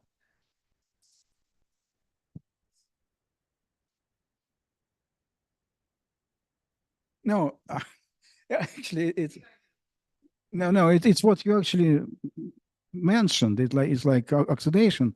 It means that the level of pH is going down, which means that the кислотность, acid is the content of acid in the water is growing. That's the only thing. pH means 1 minus.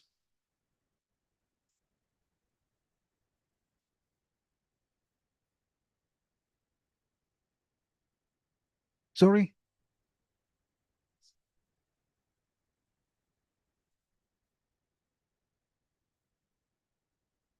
Yeah, absolutely. Any questions? No. Thank you very much.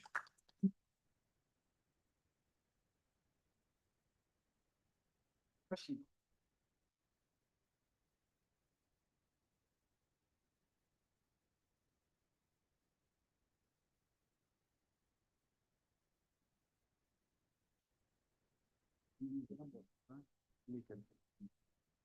Что-то такое.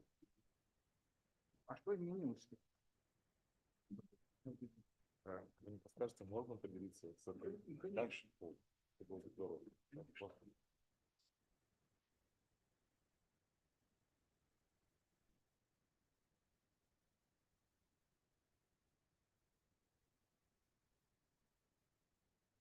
Business card? Fine, okay. If it's okay, I can send an email. Yes, please. That might be better. Thank you very much. And I'm aware that you have a chapter in a book. Yes. Do you have additional Каталог prepared so far and another source, maybe published papers? A report maybe that I can somehow have an idea of what sort of нет, things that you have done. вот этой лекции мы сейчас слушали. You need my kind of Not Вот сейчас yeah, было. something like that. Published work. okay, I'll send it to you. Ага. I will send it. Yeah, Thank you. just give me the Okay. address. Спасибо большое. Я представляю Шэньчжэнь, наш совместный университет в Китае.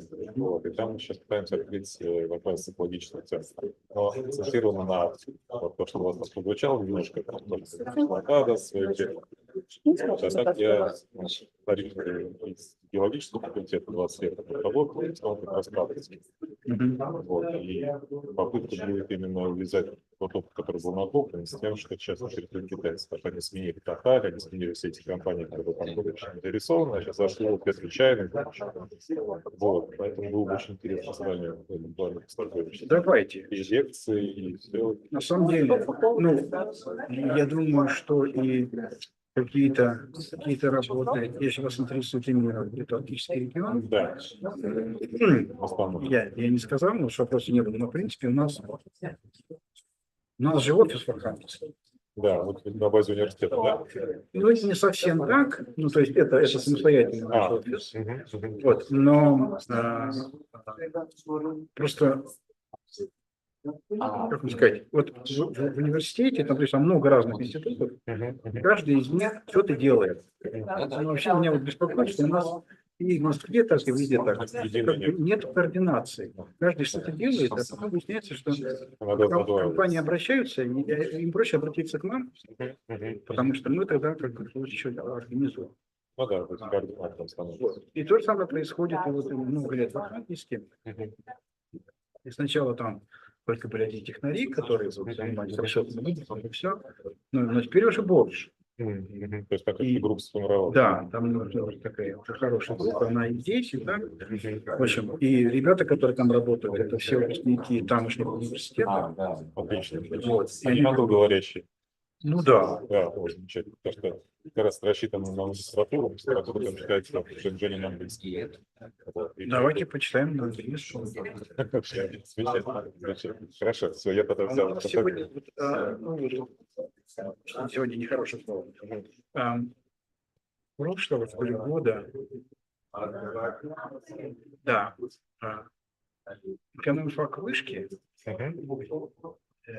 запустил такой тоже курс устойчивого развития человека.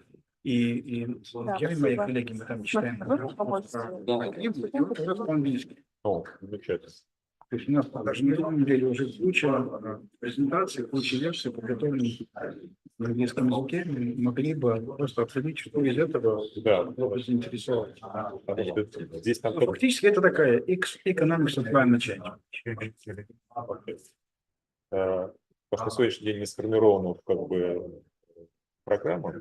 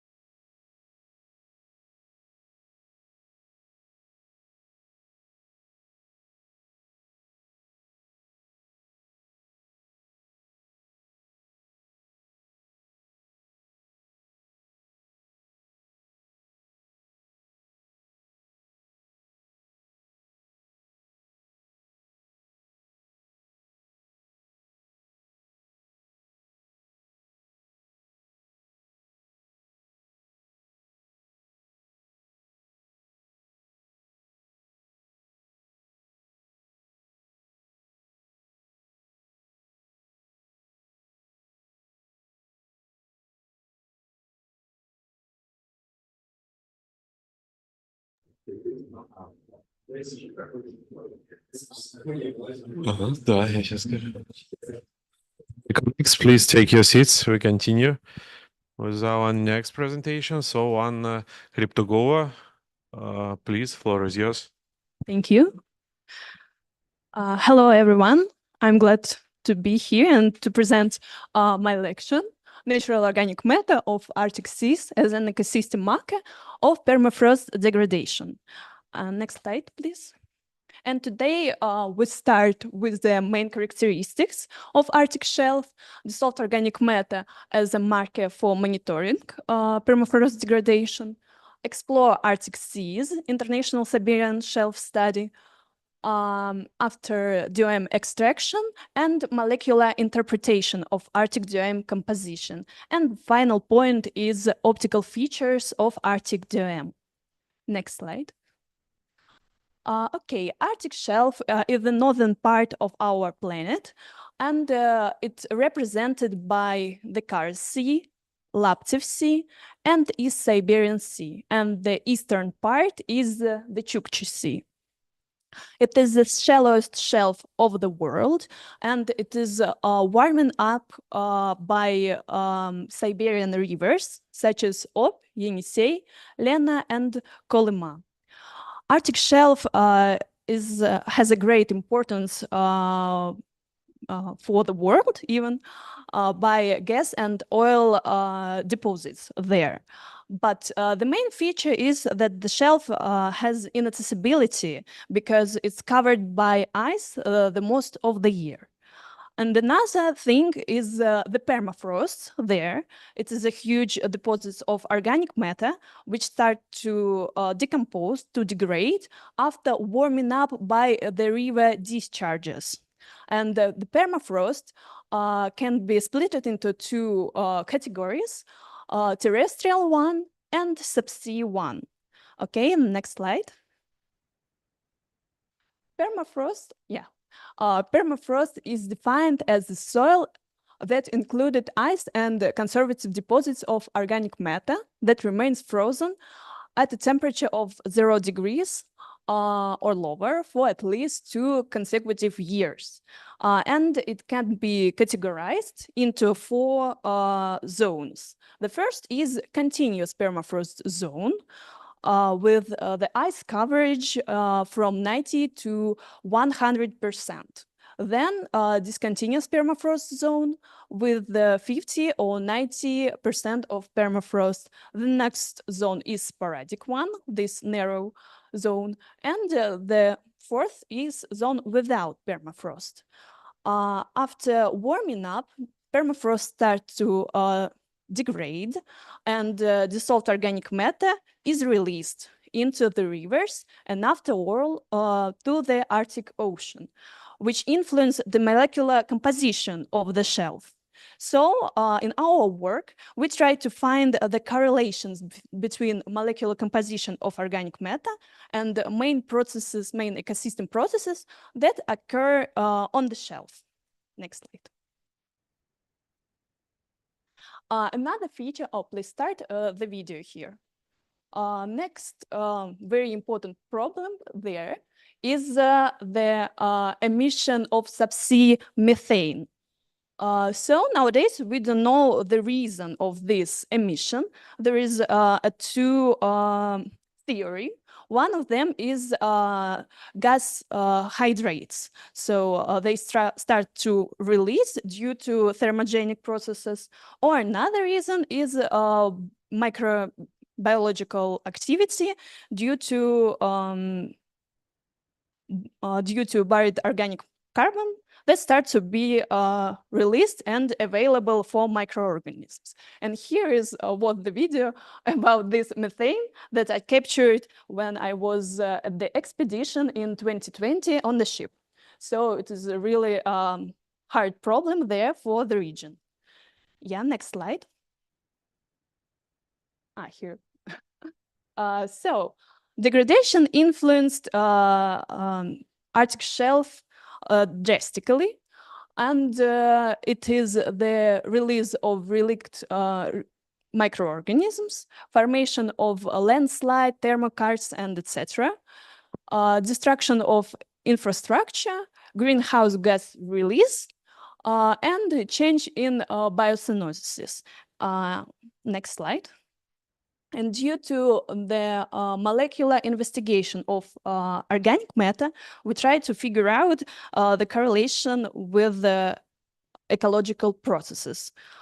The dissolved organic matter represented in vast various regions in our world, from rivers to lakes, permafrost and Arctic seas, and it reflects the processes that occurs in every ecosystem by unique molecular composition of dissolved organic matter, which includes different chemotypes of different classes, such as lipids, peptides, lignines, tannins, polysaccharides. However, the problem is that this structure is extremely heterogeneous, has extremely heterogeneity, and to explore this structure is not a common thing. Next slide, please. The first step is isolation of dissolved organic matter. And here is some problems, some tricks how to do it, because dissolved organic matter in marine water are represented in 5 milligrams per liter. It's really low concentration. So we should concentrate organic matter before it's studying in the lab. And another thing, another problem for marine water is high salinity of the seas and oceans, which influenced all analytics that we used in the lab. So we should get rid of the salts before analysis. Yeah, next slide. The objective of our study is comprehensive isolation and interpretation of the molecular and structural group composition of dissolved organic matter in the Eastern Arctic under condition of global climate change and permafrost degradation. So our lab group in 2020s went to the Arctic shell to explore and to sample the marine water to extract dissolved organic matter. After that, studied structural group and molecular composition of the molecules. It was on the ship Academic Mstislav Keldysh, and it was International Siberian Shelf Study. Next slide. The main regions of our investigations were the Ob River and the Kara Sea. The Ob River is slightly impacted by permafrost. The Lena River and the Laptev Sea. And the Lena River has a medium influence of continuous permafrost. And the third region is the Indigirka River and the East Siberian Sea. Indigirka River has a strong influence of permafrost degradation, and the thing is that 3 regions has different organic matter, which we studied in the lab. Yeah, next slide. So we sampled not only dissolved organic matter, but also marine water to explore the concentration of dissolved organic matter and to explore optical characteristics of dissolved organic matter. And also we have to extract dissolved organic matter for our analytics, such as molecular composition of dissolved organic matter. And the third type of samples were sediments to construct the whole cycle of carbon in marine waters. Yeah, next slide. Water sampling was performed by the rosette system. It is a system of the bottles, Niskin bottles, which could be opened on the certain depth of the marine profile to sample a certain water horizon.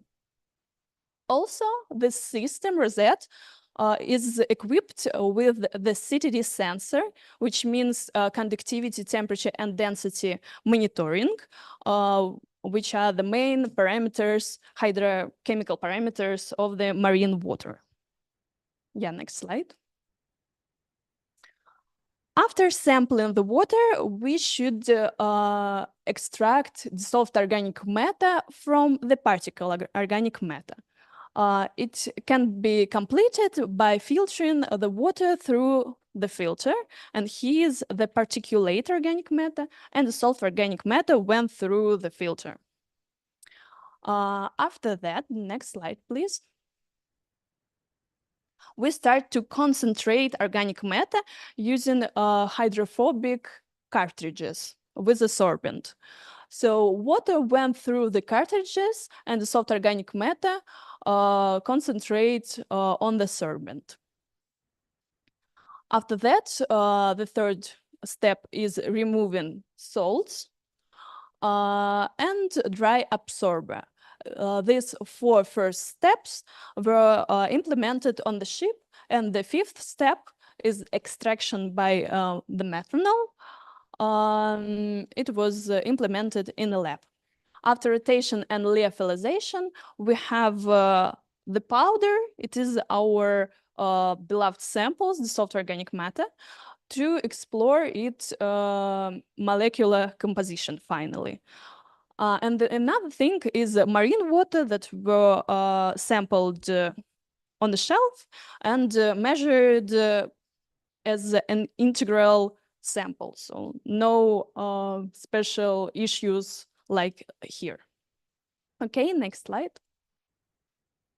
But the extraction is a limiting part of our investigation. We could even after concentration of dissolved organic matter, we still have only, for example, 100 milligrams of matter. It's really low concentration.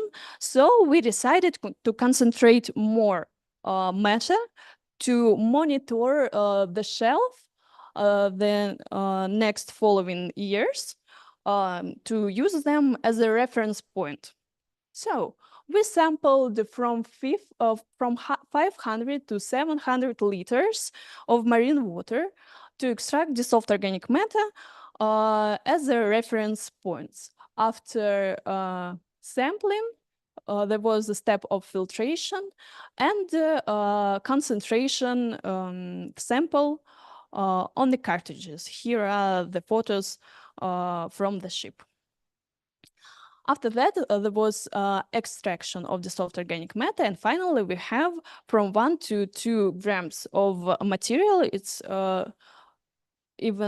enough for working several following decades to monitor the shelf at the reference point. So can you please next slide? The molecular composition of dissolved organic matter. It's a tricky thing, as I told you before. So the molecular composition was performed by Fourier transform ion cyclotron mass spectrometry.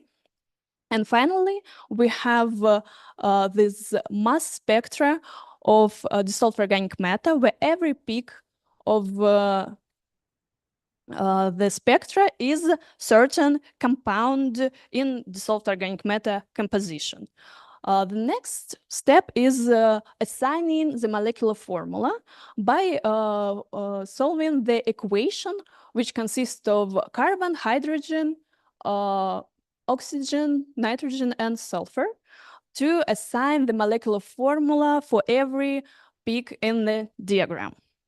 After that, all the peaks were plotted into Van Crevelen diagrams in the coordinate of H to C to O to C ratios.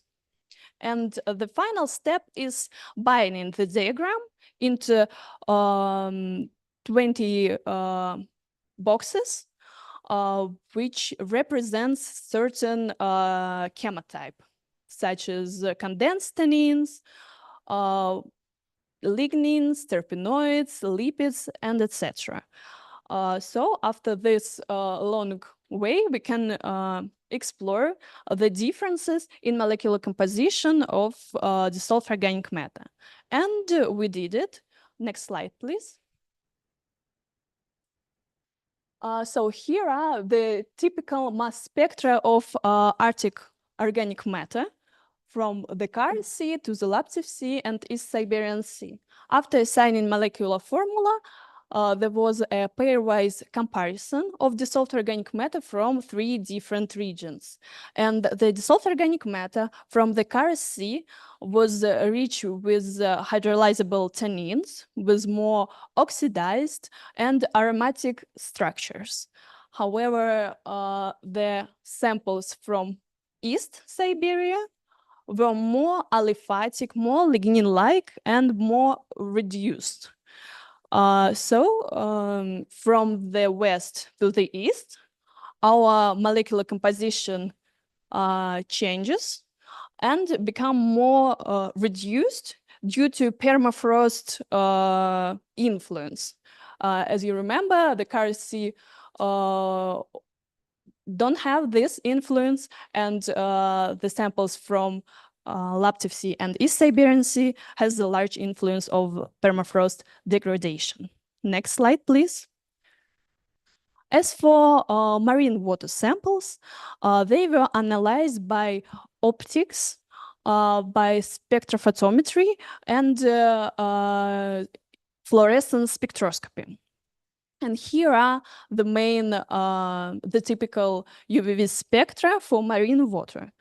We can calculate the main ratios from the spectra to analyze the heterogeneity structure of dissolved organic matter before this high analytics. So this step could be implemented on the ship, and it's really easy for every scientist who are in the expedition. Yeah, next slide. Another thing is fluorescence, where we have the second dimension is not only absorption, but also emission of light. We have 2 dimensions here, and we could think about our samples also before the high analytics. About the structure, to conclude about the structure, some first theses.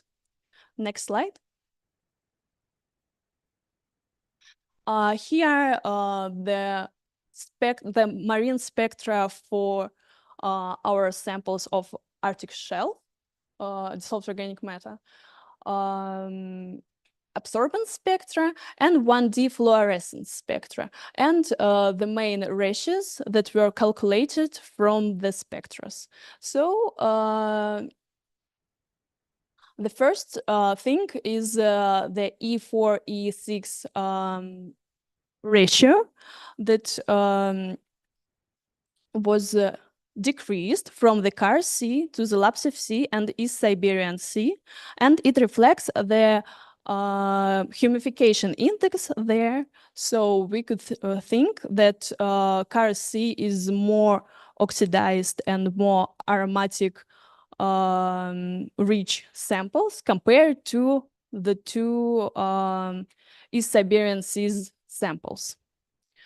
The same thing with 1D fluorescence spectra that have asymmetry. It's the ratio between blue and red areas on the spectra.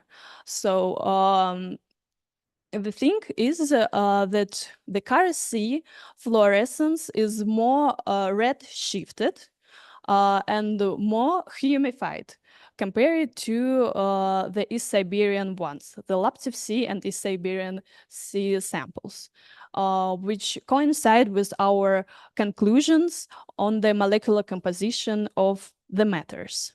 Thus, next slide, please. The dissolved organic matter in the Kara Sea was more oxidized while in the Laptev and in Siberian Sea, it was progressively more reduced. This suggests that significant release of aliphatic dissolved organic matter from thawing permafrost is a major factor influencing the reduced character of dissolved organic matter in the east part of Eurasian Arctic. Thank you. I think that is all. And yeah, maybe you have some questions. I'm glad to give them. Clear? Okay, thank you. I think it's a tricky thing, but yeah, thank you once again.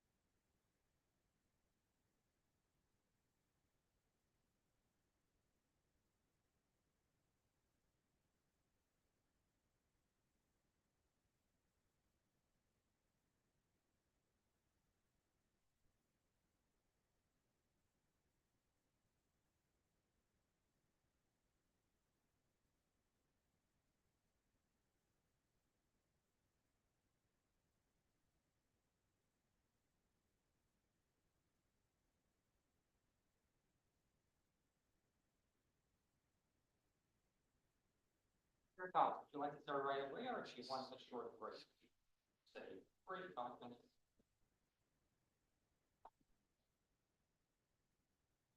All right, start. Great, thank you. So, hello, good afternoon. My name is Jan Susla. I am an alumnus of this very department of our Department of Chemistry. And I'm very happy to be here once again and present one of my two favorite topics: sustainable development and the loss of thermodynamics, and how they relate to each other. How do I change slides?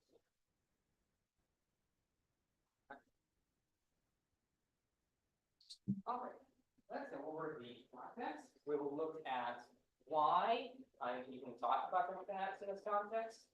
We will look at the first law of thermodynamics with a brief overview of common sense view and the implications for sustainable development. Same goes for the second law of thermodynamics. I will then look more specifically at the principles of green chemistry, how we can trace all of them back to the first and second law of thermodynamics. Next slide, please. Right. So here are the goals of my talk. So I will explain why thermodynamics is important for a realistic view of sustainable development. I will also give solid reasons for why certain practices, such as those principles of green chemistry, are inescapable when we're confronted with reality and a lot of thermodynamics. I will also give a more common sense view that should make it more clear and understandable for other people that you might be talking to, that you would try to convince of the importance of sustainable development, so that this information would be more ingrained in our minds, and so that people would see the connection that thermodynamics has to all aspects of life. Right, so why are we even talking about thermodynamics here? Well, any field of science that you might know thinks that it's the most important one. Physicists think that physics is the most important science. Biologists think that biology is the most important one. Geologists think that geology is the most important. Linguists think that linguistics is the most important. But why is thermodynamics actually the most important one? Well, we have this wonderful quote from Albert Einstein, which is from this one. It is the only physical theory of universal content, which I am convinced that within the framework of applicability of its basic concepts will never be overthrown. Now, it might sound a little bit ironic that Einstein, the one who gave us general relativity and one who also gave us gave great contributions to quantum mechanics, would say this, because as we know, at the smallest scale in quantum field theory, the first law of thermodynamics does not work. At the grandest scale of general relativity, the first law of thermodynamics also doesn't work. But notice the very important concession here. Within the framework of applicability. And the framework of applicability. What is the framework of applicability? It's not quantum mechanics, it's not general relativity, it's the stuff that we deal with in our day-to-day lives. And I fully agree with him that within this framework, within this context of applicability to actual real-life situations, it will never be overthrown. So it's very important to keep it in mind. So what are some other reasons for why I think thermodynamics is so important here? Well, it does not really require that much math. I mean, compare thermodynamics, typical course of thermodynamics with a course on chemical kinetics. I mean, you can't go a single paragraph in chemical kinetics without some complicated integrals and stuff. Whereas in thermodynamics, you do need some calculus, but you only need it for like precision formulas. So you don't really need it to understand the basic concepts. So it's very evident, and it's much more easy to get these ideas across. The implications are also very much evident.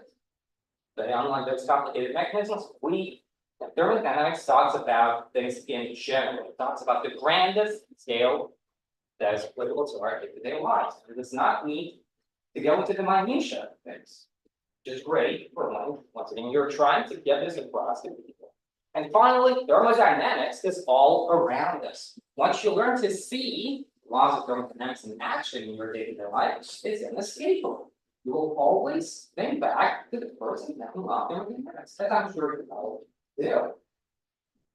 And once again, when we try to teach this to people, they will also see that it's all around us, and it will reinforce the necessity of keeping those laws in mind. Next slide, please.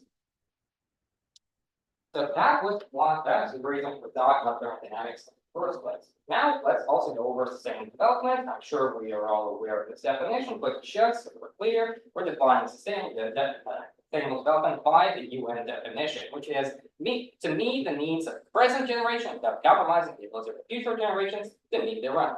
And I'm going to show how the laws of thermodynamics help us to achieve this in a realistic way.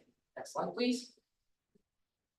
So we are now getting to the first law of thermodynamics. Here is one of the typical ways to write this law in a mathematical way. And the more sort of typical definition is the fact that energy is conserved. It cannot be destroyed or created, only converted into various forms. So from photonic energy, to heat energy, or motion of physical objects, and so on and so forth.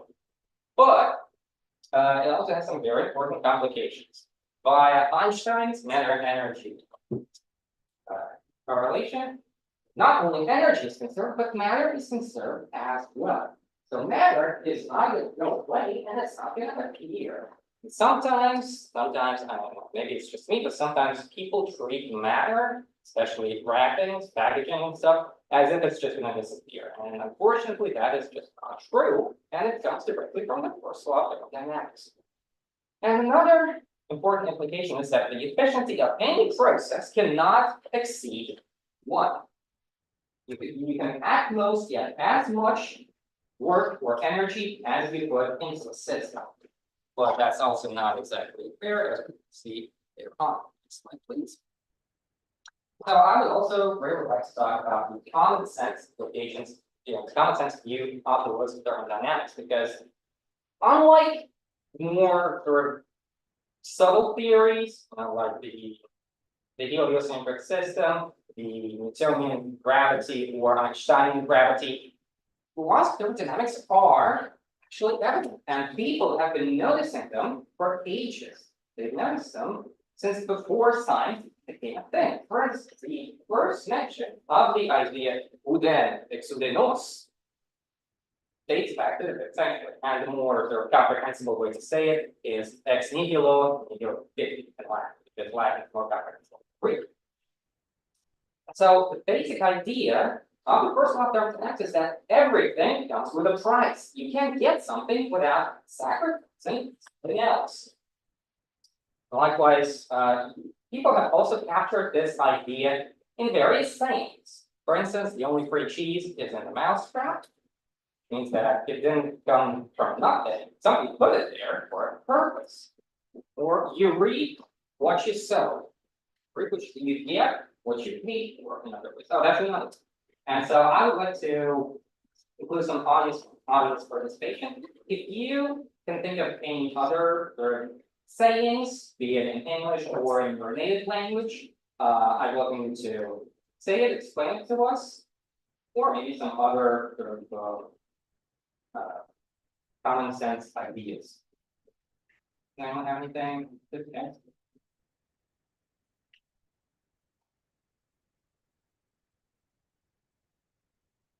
Well, if not, that's all right, we can just move on, but I hope that you see now this is not just a scientific concept, it's very much a common sense concept as well. Next slide, please. So now let's talk about what this means for sustainable development. So all resources, be they energy resources or material resources, are limited. Now, if the resource is limited, then we really need to be careful if we want to keep it for future generations to use them. So that means that sustainable development is only possible through the frugal use of our resources. For instance, extracting maximum use out of every single unit of energy and matter. For instance, by employing cascade processes, where an energy flow does not perform a single action, but performs multiple actions. A very crude and simple example of that would be heating a stove to not just cook food, but also to boil water for the shower or the laundry or whatever else. And then using the ashes for producing lye, for instance, and then using lye to produce soap and using soap to wash yourself and so on. So we really need to integrate all of our matter and energy flows to as many processes as possible for maximum use of that object. A different application that also goes towards getting maximum use out of matter and energy is creating durable, multi-purpose items instead of single-use specialized items.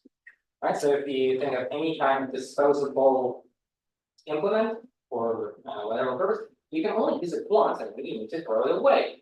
Perhaps you might be able to recycle it, but would it not be much more better? It might be better if you could just use the same object multiple times until it becomes unusable and then recycle it. That seems like the much more frugal and sensible use of matter and energy.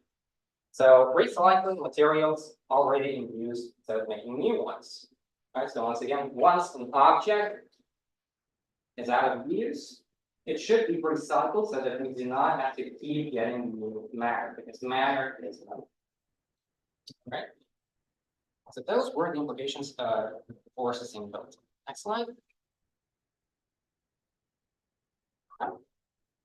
So, going back to the stuff that I talked about, the common sense view. Everything comes with a price. That means that if, for instance, you specifically want to do less work, then you need to put work into making a machine that would do the work for us. So it's not that we're cheating for a software tax, we're just finding a way around it for ourselves.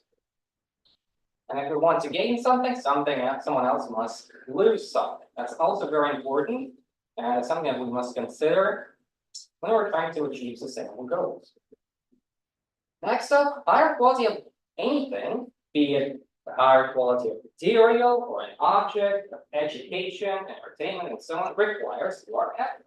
Which one thing that might seem obvious, but that's because the first law of thermodynamics is just so all-encompassing. And another interesting implication of this is that what was the history of fuel?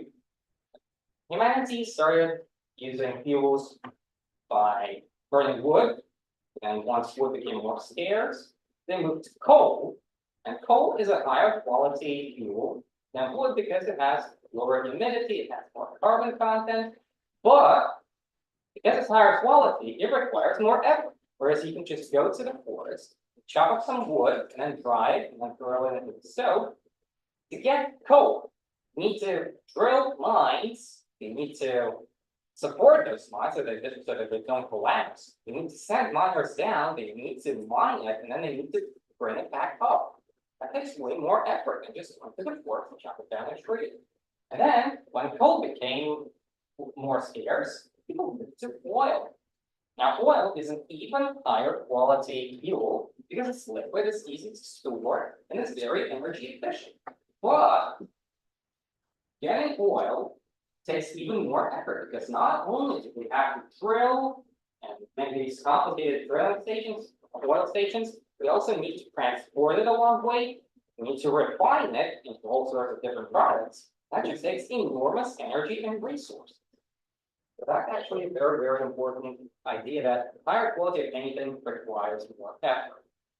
And finally, it's important to remember that our incredibly high standards of living are only possible because of the work and effort that has been put in by the previous generations into designing and manufacturing technology.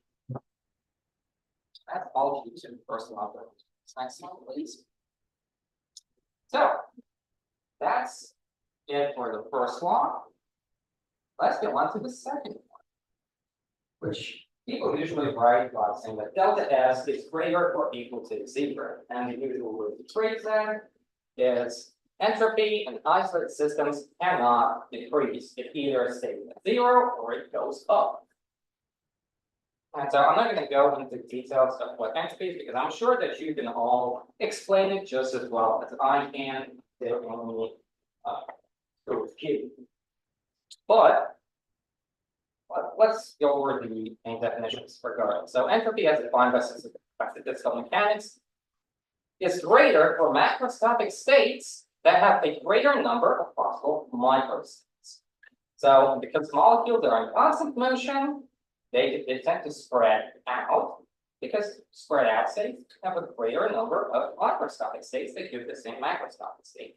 And thus the increase of entropy is a mere consequence of the law of great numbers. If you repeat a random action many times, it will average out to some average value. And going from a more ordered and less likely state to a more disordered and less likely and more likely state is just a matter of probability and the fact that there are so many repetitions of the same action. Next slide, please. Right. So again, some implications. Disorder is more favorable than disorder because there are more microscopic states for a disordered structure compared to an ordered structure. Another implication, specifically for sustainable development, is the fact that matter and energy are available for use when their entropy is low. Low entropy energy is called work. High entropy energy is called heat. And an increase in entropy signifies they're becoming unavailable for use. Now, an important thing to remember is that entropy can still decrease locally. Otherwise, you would not have anything that resembles a structure. And when given enough time, all systems achieve equilibrium. So if we wait long enough, equilibrium will be achieved and order states destroyed. Next slide, please. And just as with the first law of thermodynamics, there is, this is something that people have been noticing for a long, long time. And once again, there are plenty of sayings, quotes that describe this sort of thing. Now, the way to usually phrase this is the efficiency of any process cannot be equal to 1. So whereas the first law says that we cannot have an efficiency of a process greater than 1, second law says that it cannot even be equal to 1. You will always get less than what you put in. Right? And so another way to phrase this is losses are inevitable. There's also a common saying, you can't win them all. Also gives us another idea. Another one is no pain, no gain. In order to have gain, there needs to be some pain, some loss. Another saying is you can't make an omelet without breaking a few eggs. Now, an omelet is the goal that we're going for, and breaking an egg is the loss that we incur while achieving that goal. And you might recall, the existence of entropy gives us the arrow of time. So another way to phrase the second law is you can't turn back the clock. Right? Maybe you have some ideas or sayings or quotes that also express a similar theme.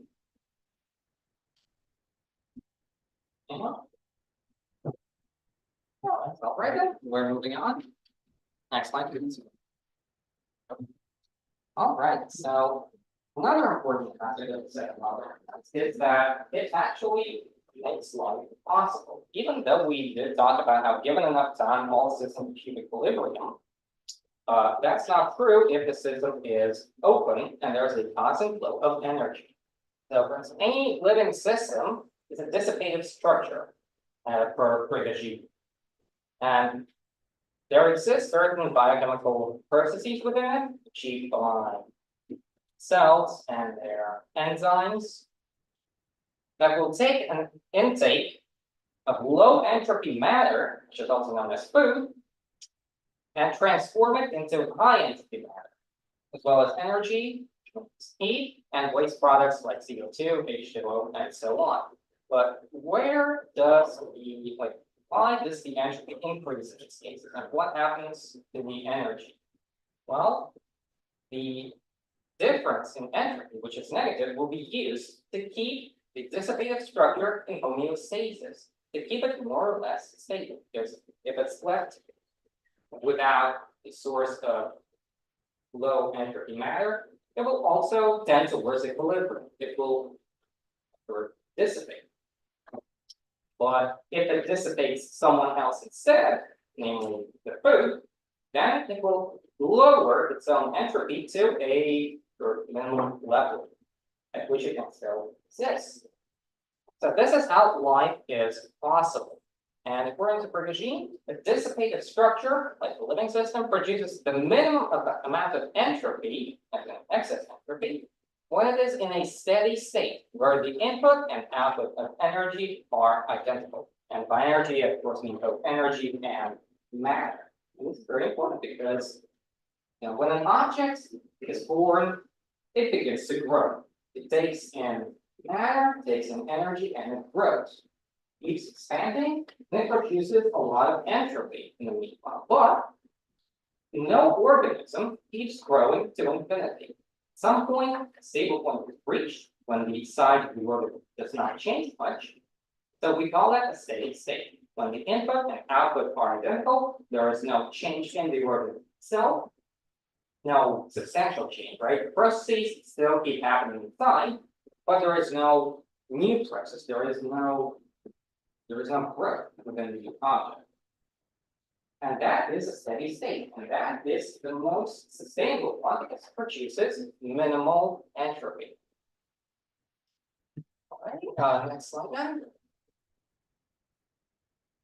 So the source of all low entropy matter on Earth is, of course, the sun.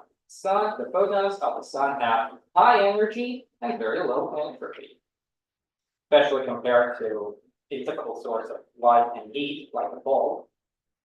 And so photons, they have leaves, allow leaves to carry out photosynthesis to take high entropy matter, water, and CO2, turn it into low entropy matter, add sugars, and then using the energy stored in those sugars to make enzymes, to make cell walls, and so on and so forth. And then higher organisms like bacteria or animals will consume that low entropy matter to sustain their own homeostasis. So homeostasis of macroscopic animals is only possible due to the sun. And the sun not only gives us photosynthesis, but photosynthesis also drives biogeochemical cycles of the elements, such as carbon cycle, water cycle, and others. So if we want to achieve sustainability, we really should make use of this free source of low entropy and high energy. Next slide, please. All right, so once again, going back to the proper formulation of the second problem. Because no process is 100% efficient, recycling constantly degrades the quality of the material. For instance, if it's a metal like aluminum, recycling it contaminates it with other metals, thus degrading its mechanical property. If it's a polymer, then recycling it decreases the size of the polymer chains, which also leads to a decrease in the mechanical properties. So any kind of recycling decreases the quality of the material unless it is done through a biogeochemical cycle. For instance, burning a piece of plastic to CO2 and H2O, letting that carbon dioxide and water be absorbed by plants who will use photosynthesis to create new biomass will be much more efficient than simply recycling the plastic forever.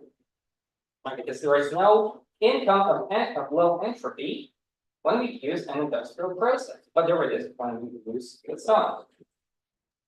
And another point is that having multiple stages in industrial processes compounds the losses. As when you learn about organic synthesis, how each process has like a 50, 60, 70% efficiency. So if you have 10 steps in your organic synthesis, you will have a total yield of like 0.1 or something like that. Same here. We need to have very few stages in our industrial processes for them to be maximally efficient. And as like I already said, it's paramount to use the sun in our processes as it's the greatest source of low entropy. Next slide, please. Great. More implications for sustainability. Making very complicated industrial processes leads to a great increase of entropy. And so natural processes, and dramatic ones, will always be more preferable because they produce less entropy. And one of the main reasons for why we want to move away from petrol and move away from petrol to renewable energy sources is that whereas extracting petrol and refining it requires a lot of work, renewable energy sources do not produce nearly as much entropy. Once again, do not require that many stages in their production. And going back to what was said about dissipated structures and living systems, any kind of society is like a dissipated structure of itself that is composed of people and their technology. And just as a living organism produces minimal entropy when it's in a steady state, when the input and output of energy is identical, it will produce minimum entropy. So what we need to aim for is not continuing to grow, but a steady state where there is no growth, but there is change and adaptability so that there is minimal entropy produced. Next slide, please. Right, and like I promised, I want to go over the 12 principles of radiochemistry so that we can see that all of them actually derive from the first and second law. So that the idea is, once we get people on board with the first and second law of thermodynamics, we can show them that these sustainable practices are the most useful ones if we want to keep the first and second law of thermodynamics. So let's go over these in order. First principle of radiochemistry is to prevent wastes. Once again, it goes back to the first law, but we need to make frugal use of our limited resources. Point two, renewable materials. Renewable materials will have to be produced using the low entropy of the sun. So again, going back to the second law. Third principle, omit derivatization steps, which goes back to preventing waste. But it also calls back to the second law and the fact that no process is 100% efficient. So the more steps you have, the more losses you incur. Fourth principle, degradable chemical products. We want them to be degradable to be able to integrate them into those biochemical cycles and make use of the sun's entropy. Principle 5, use safe synthetic methods. When a method is safe, it has low risk of producing an accident. Accidents will always be a waste of both energy and create a lot of entropy. So minimizing risks of accidents is always helpful for both laws of thermodynamics. Number 6, catalytic reagents. Catalytic reagents, be they inorganic or be they enzymes, will always allow us to use fewer steps and to use more mild conditions, meaning that there isn't as great a loss of energy. Number 7, temperature, pressure, ambient. In order to create a machine, a reaction vessel that is capable of sustaining high pressures and high temperatures, you need a lot of effort. And producing all that metal, assembling it, testing it, and so on, requires a lot of energy, and it produces a lot of entropy. So there's various processes that do not require high energies and high temperatures and pressures. Number 8, in-process monitoring. That's mostly to prevent accidents, once again, which we've already covered. Number 9, very few auxiliary substances. To minimize resource expenditure, once again, by auxiliary substances, things like solvents or additives. Number 10, E factor, maximize speed and product. So once again, this is the very basic principle of being frugal with our resources and making sure that all of them go into the final product for the first law. Number 11, low toxicity of chemical products, once again, to prevent accidents and loss of life. And final number 12, the hazardous state, to prevent accidents and loss of life, once again. And if you look at the first letters of each of these principles, what is spelled? PRODUC, TIB, it's supposed to be I again. Did I? No. Sorry about there. It's actually supposed to spell productivity, but I think I meant it. Oh, right, because it's toxicity. Productivity. I did not come up with this, I took this from a book. And the book is cited in the literature. Next slide, please. So that is all I have to say. Let's go over what we learned today.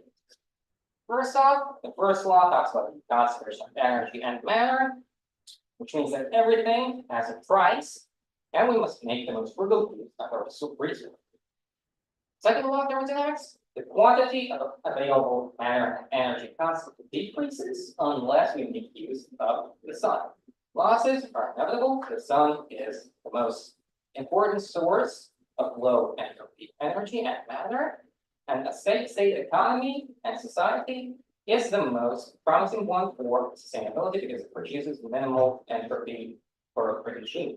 And finally, the laws of thermodynamics directly inform sustainable practices such as the principles of radiochemistry.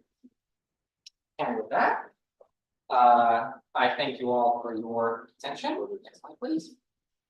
Thank you all for your attention, and I will gladly take any questions or perhaps have potential discussions. Yeah, please. For the presentation of this point of view for case, I'm really happy to be here. After all of this, based on physics, what do you think about the policies that the global scale are pushing out? Circular economy and circular plastic, sort of something. What are the downsides in your point of view? Is process of these applications that people nowadays are willing to achieve to be able to have a better environment? All right, thank you for that question. So I don't know a whole lot about the particulars of the circular economies that are, that people try to implement. In principle, it is a good idea because once again, we need to make maximum use of our resources. When the product is produced, it should not go to waste as soon as it is used once. It should be used as many times as possible. It should be recycled or repurposed. So the principles, the ideas behind them are very good. But to know whether a particular policy is actually going to be helpful will require looking into that specific policy and will require thinking about them. So on the whole, I'd say that's a step in the right direction. It is better than what we used to have. But I'm not sure we're quite there yet. But we have to look into any specific ones. Like maybe you have a specific policy from a specific country at a specific time. You might or just in general. That specific policy doesn't have a huge impact on global scale. No? So it is much more important to focus on what make all the governments around the world. Their decision, with all the signatures they have already had from regional economy and others, it is much more efficient in terms of global. Right? Well, not the cooperation not getting well. So, I mean, that's something that I have attention on now, but the other thing that I am really curious about is this is an area which is really, in terms of what I see, is really in a very efficient way of dealing with stuff. But there needs to be a bridge maybe, which we can take this point of view to people's attention and make them rethink about how they are trying to do it. Because when it comes to policies and everything, it's not people are gathering in a room and doing their best to get the best solutions. Even with the international discussions and everything, the capital is the main issue. So they don't really care about how can we achieve the best. They most focused on how can we do something or look doing something and benefit from it. So in terms of that, given this is a good way of dealing with the issue, applicability is needed to be somehow improved, or you need to find a way to sell this, convince them. So it's not working like that. Not everyone around are willing to provide a good future for our children. They only feel what they can achieve for their side. So, I mean, even though this is a good way of expressing what needs to be done to be much more efficient and have something as a solution, it needs to be somehow be self-disciplined. Convince them to create their solutions based on this physics. Yeah, exactly. I mean, you obviously have a very good point that people's judgment is clouded by economic profit instead of actual tangible benefits. And yeah, it's a very sad thing. But you know, what I personally believe is that drilling it into people's heads that these are the laws of physics, and you just cannot go against the laws of physics. I really hope that that will convince more people over time, but I am a bit of an idealist, I admit, and I'm not good at selling things and advertising things, so I'm doing my best, but you know, obviously you have a very important, universe is very important. For the theories, it's good to have something applicable, but then it's need to be used to achieve something. So it's up to you or the ones, the researchers or the people who you are collaborating. There needs to be some people who will take this idea and try to achieve on this idea. Because otherwise it's going to be something that we only talk. That's the point that I have. Yeah, that's all correct. Thank you very much. Thank you too. Go ahead. Thank you for this nice presentation. As a physicist, this is one maybe one of the best thermodynamic lectures I listened. What thermodynamics says, or what do you think that either using an electricity car or oil car? The oil car over the what? Dynamics says or suggests us to use which car, electricity car or oil car. Well, that's a very good question. It's a very good question. Whether it is more sustainable for the loss of thermodynamics to use electric cars or diesel cars. No. And that's a very complicated issue. But let's think of it this way. So we're all the more steps in a process we have, the less sustainable it is because it's going to produce more energy. So we will have to look at the particulars of each process and producing an electric car and all the infrastructure around it versus creating a diesel car or petrol car and all the infrastructure around that. And I'm not super familiar with the particulars of each process, but the way it seems to me is that at least in the case of petrol cars, we can replace oil with biofuel, fuel produced from corn syrup, from corn oil, or from other plants oils that we mix in methanol and lye and create the ester that will burn very easily and produce the same kind of energy output as oil, but it would be much more sustainable because it's on a shorter carbon cycle and because it was produced from plants directly instead of from oil. It's not going to require these huge refineries. So fuel cars have that going for them. They can be repurposed for a different fuel. Whereas the big problem that I personally see with electric cars is that they require lithium. And lithium is a rather scarce element, not like gold or platinum, but it's very limited. And that's also part of the reason why nuclear fusion is likely not going to be the solution, because nuclear fusion uses lithium. So like nuclear fusion just burning out our lithium, but no, I'm getting on a tangent.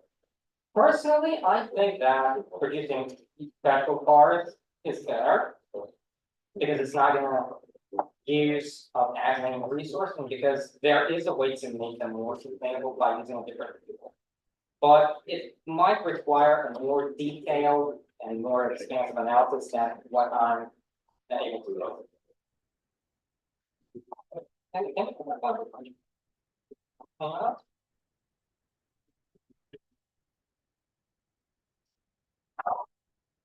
If there are no more questions, then I once again thank you for your attention and I wish you a wonderful day.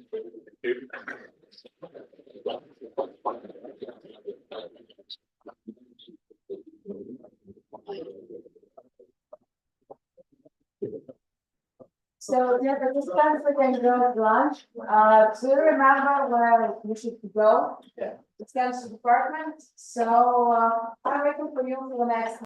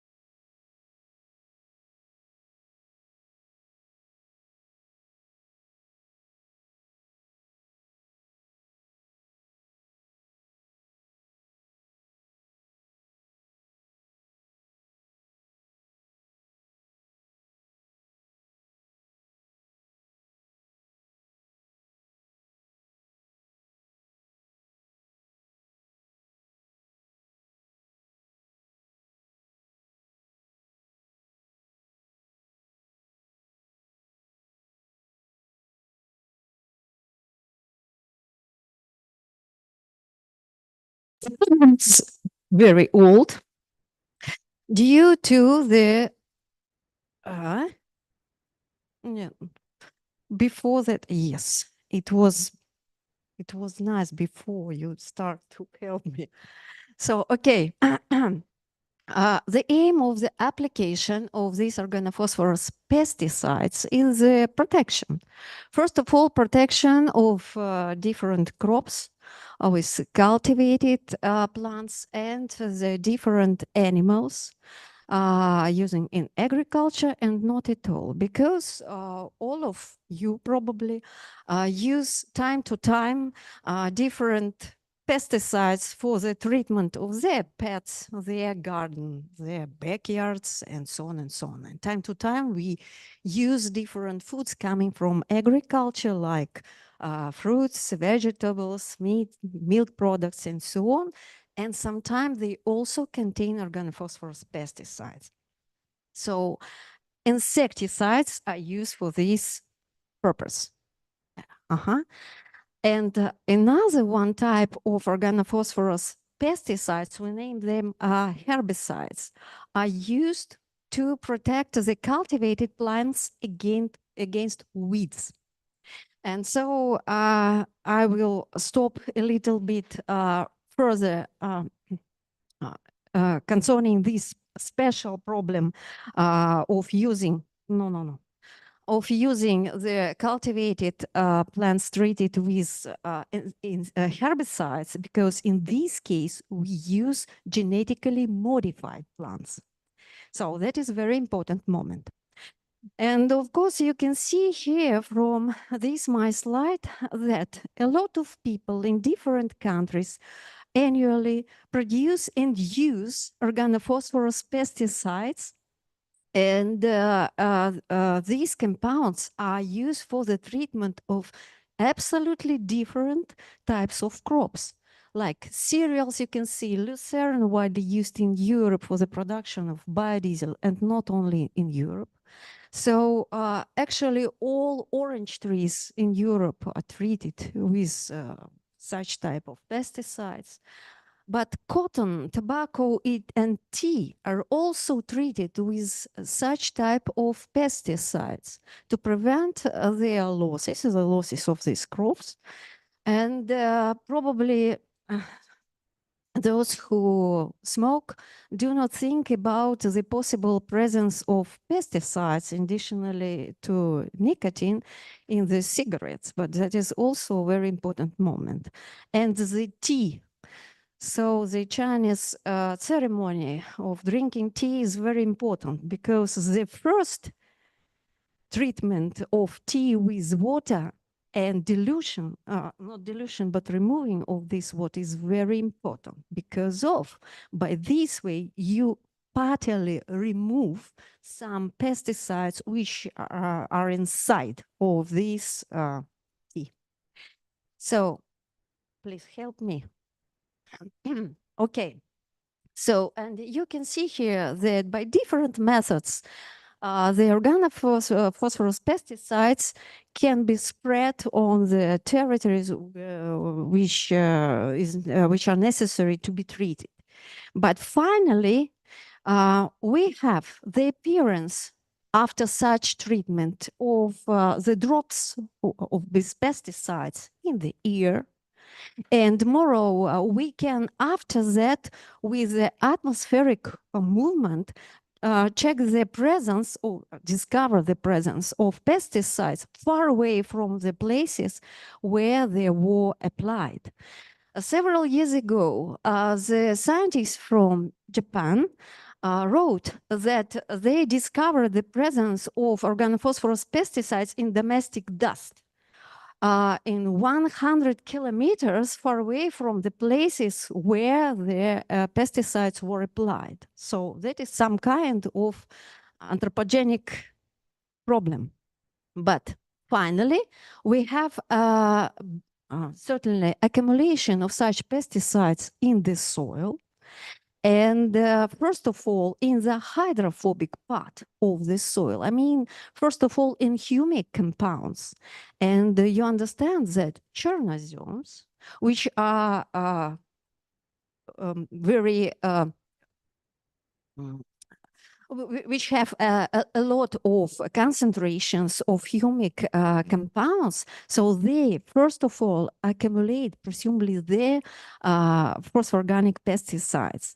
And do you know something about the purification of Chernozymes soils, rich soils, against the pesticides?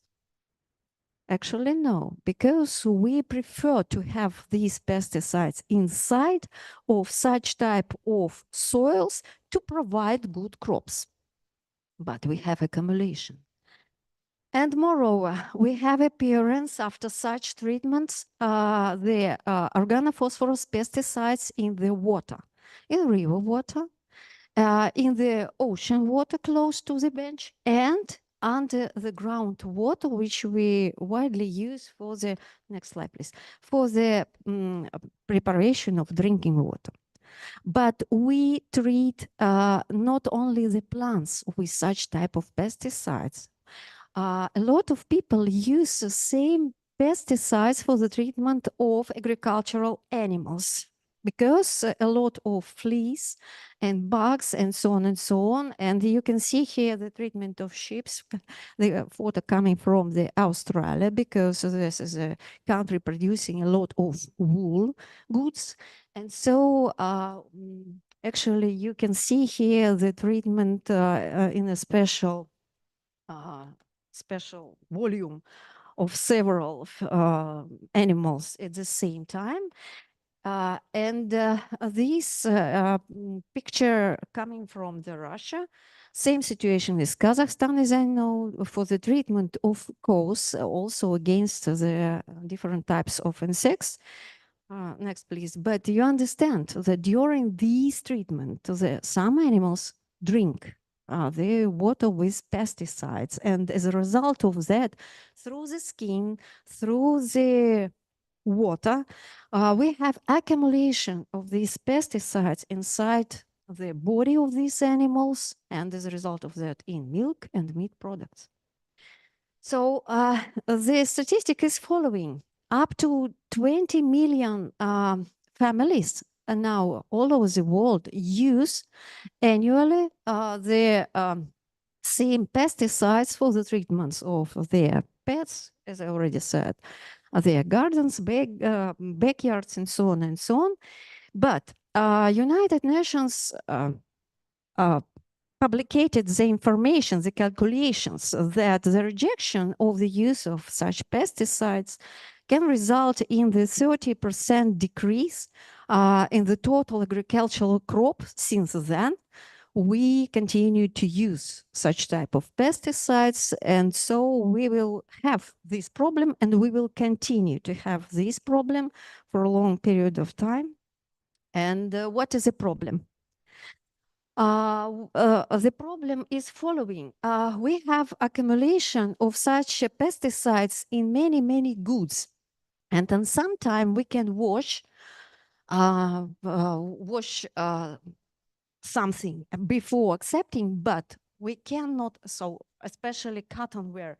I would like to draw attention to this fact because of in many countries, before the transportation of different cottonwares, the producers treat these goods with the pesticides to prevent their damage during this period of storage and transportation. So if you buy something cotton wear, please wash it before use it.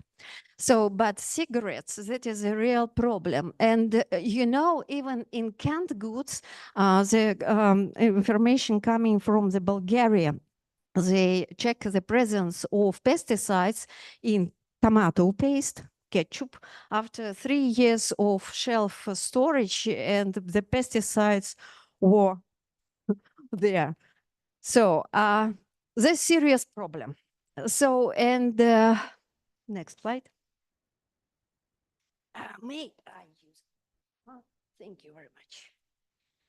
So what is the problem? The problem is following, because we have the similar chemical structure of same pesticides with the chemical warfare agents. Moreover, I would like to say that initially, at the middle of the previous not century, but some period of chemistry development, all these pesticides were developed as chemical warfare agents, but appeared that they have weak action.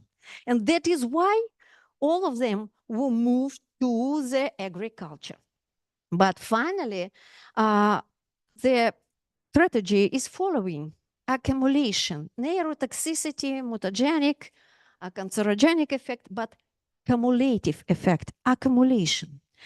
Accumulation in our body can be through the respiration, skin, and food and water. That is a problem. And I would like to draw attention to these LD50 values. You see 10, 30, 75 microgram per kilogram, but per minute.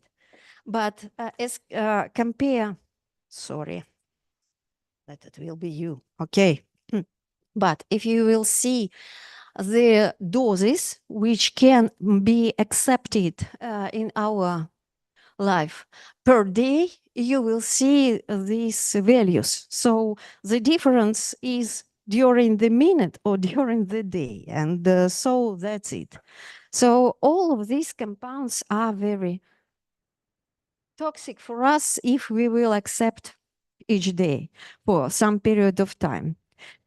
But I would like to give you this information, the results concerning the accumulation of different pesticides after the treatment of some agricultural territories in the water, in the sediment, soil, and plants. And you can see that among the 17 tried pesticides, chlorpyrifos number 2 prefers to accumulate in sediments and environment.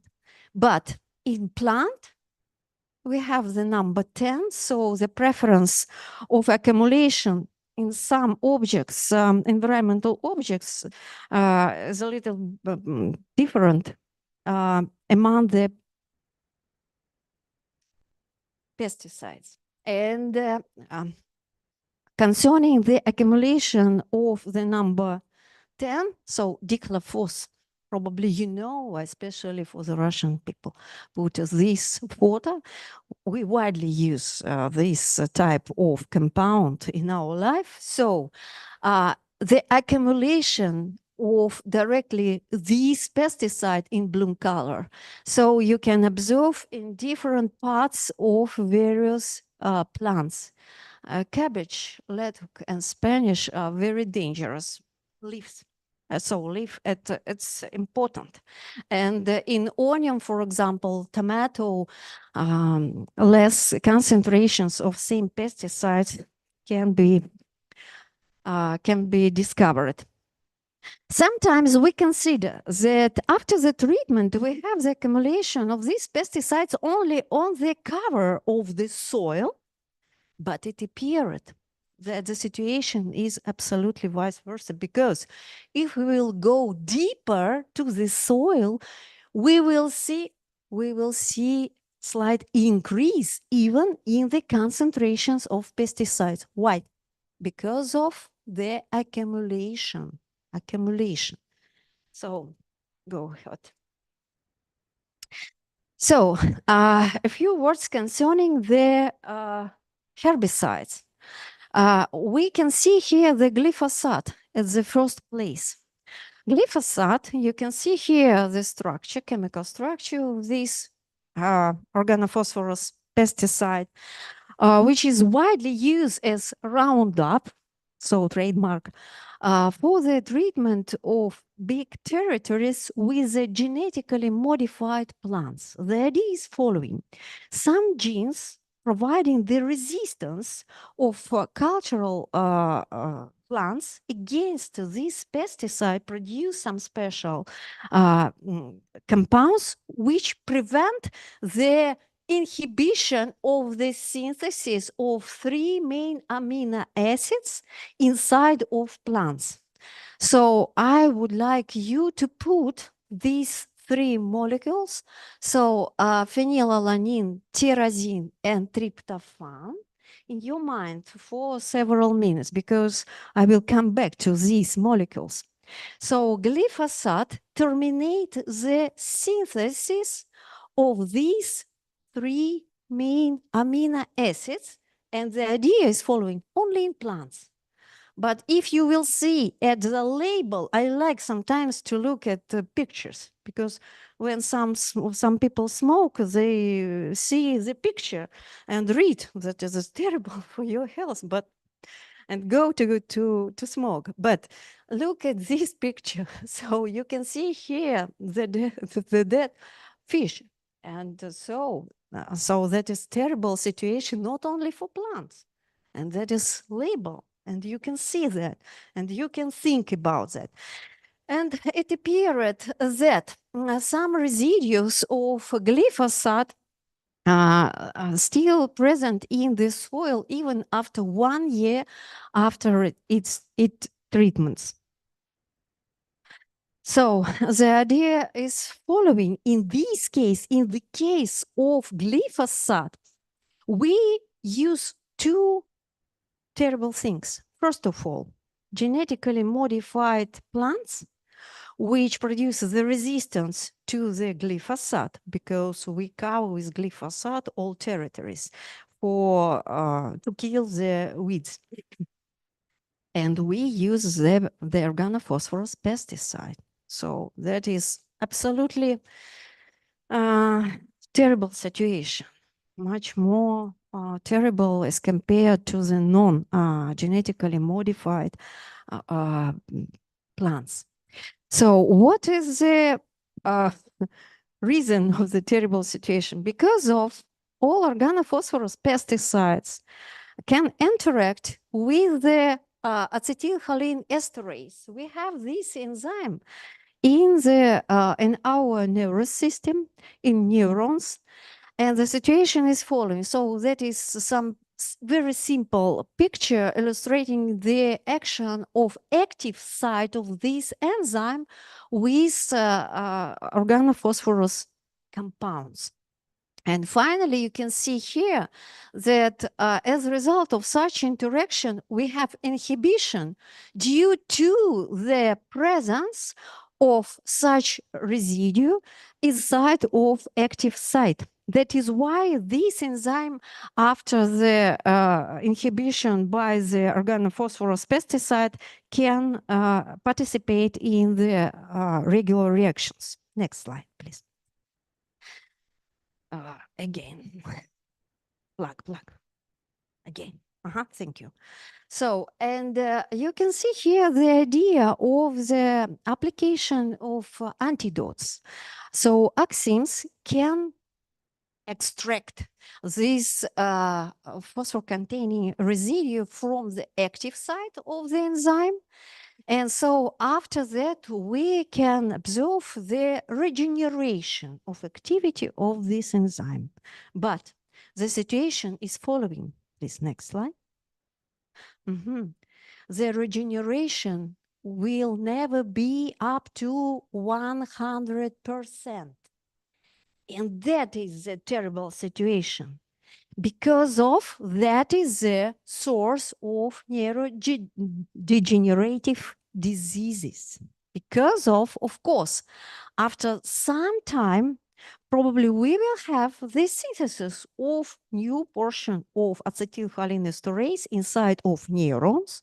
But all this period of time, we will have the decreased activity of this enzyme participating in the hydrolysis of acetylcholine, very important neuromediator for the function of our nervous system.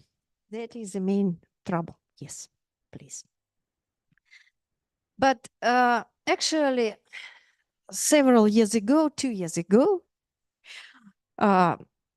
thinking about the situation with the neurodegenerative diseases, I forced my colleague from my laboratory to make some theoretical calculations by using the bioinformatic approach.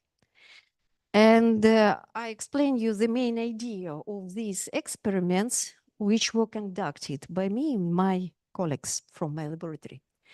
So probably you know about the enzymes. So generally we name them decarboxylases because their main reaction deals with the removing of CO2 from different molecules. And you can see here the modified tryptophan, phenylalanine, and tyrosine through the synthesis or appearance in the nervous system, very important for us, neurotransmitter and neuromodulators. And you can see here most of them. So that is gamma amino butyric acid and dopamine and serotonin and so on and so on. Probably from your life, you understand that these compounds are very important for us for the functioning of our nervous system. But interesting that, slide please, thank you, that such compound like pyridoxal phosphate is a cofactor inside of all these enzymes. And my idea was following. So if we have the penetration of hydrophobic compounds like organophosphorus pesticides into the brain or nervous system, so do we have the situation when we will have the competition of this cofactor with organophosphorus pesticides? And what will be the activity of such enzymes, decarboxylases, after all? So because of, we understand that in normal situation, when we have the good activity of these decarboxylases, we have the appearance of all these compounds in our body. But if we have inhibition of these enzymes in our nervous system, we have a lot, not only one, but a lot of different disease. So, yes. And what, sorry, yes, repeat, yes, please, because I again would like to draw your attention to the presence among the substrates of these enzymes, those amino acids, which I ask you to put in your mind when I discuss with you the role of glyphosate. So actually, same three main amino acids. Next.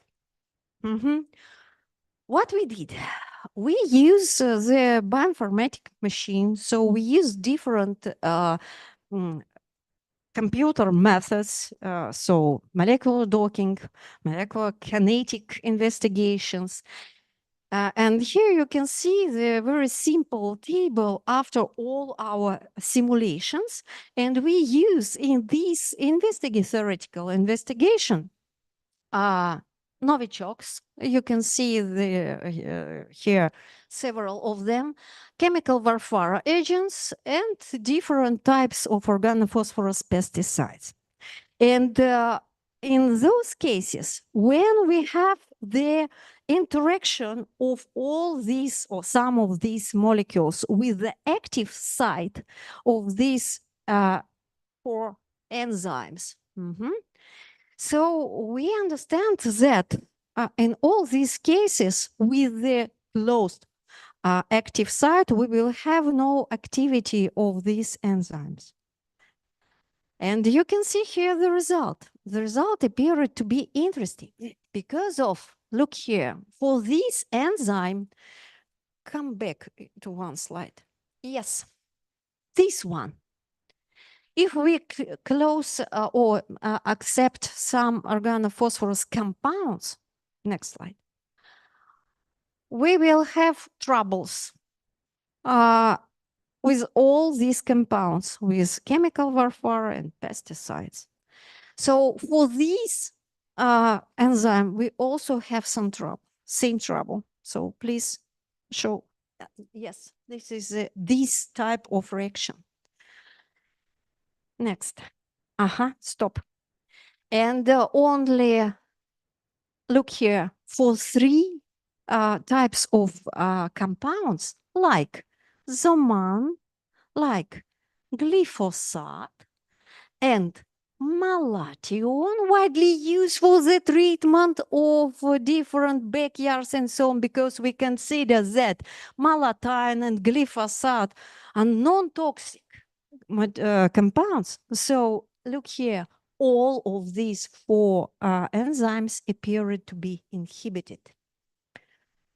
So the situation is following. It appeared that glyphosate and malathion, which we consider as low toxic compounds and widely use them, appeared much more dangerous to these enzymes present in our nervous system as compared to chemical warfare agents. So the conclusion of our this article was that it is necessary to check the toxicity of some compounds, not only in relation to the activity of acetylcholine esterase, but also as compared to other enzymes. And you know, after a year, after the publication, during a year of after the publication of this paper, I received some interesting message from this this database, because it appeared that they check our results, theoretical results, by some experiments, and now you can see the presence of such results of such compounds, organophosphorus compounds, as reasons of some diseases due to the possible inhibition of those enzymes which I'm talking you about. So, and now I would like to say about this problem. So coming from the information from the United Nations. So annually we have up to 1 million cases with poisoning and up to 300,000 confirmed lethal outcomes. Only think, sorry about that, because of, you know, it is very difficult to confirm the real reason of appearance of some problems. So, and that is confirmed lethal outcomes. Of course, we are talking here about the people, but each year we can observe the appearance of dead fish in some water containing pesticides. We can observe some symptoms of acute toxicity of the cultural animals. We can observe the appearance of dead birds and honeybees. And actually, this photo coming from the Tula Russian region. But the same situation is all over the world. What to do? So we can solve this problem taking in account the environmental conditions by using some biocatalytic system, because they already exist in nature. And in this case, when we are talking about the soils, we can try to stimulate the aberogenic microorganism possessing different enzymatic activities which can help us to destruct these poisons. But in sometimes when we have the presence of acute toxicity inside of some environmental regions, we can treat them with some special biocatalysts, enzymatic or microbial preparations or biologics, which we can use for the treatment of such territories. And of course, it was very interesting for us to understand how many enzymes we can use to fight against this situation and to solve this problem. And here you can see the some graphical picture which we put in our review published several years ago. And now we already have more than 70 citations of it, because we analyze different types of enzymes present in nature which can participate in the degradation of organophosphorus pesticides.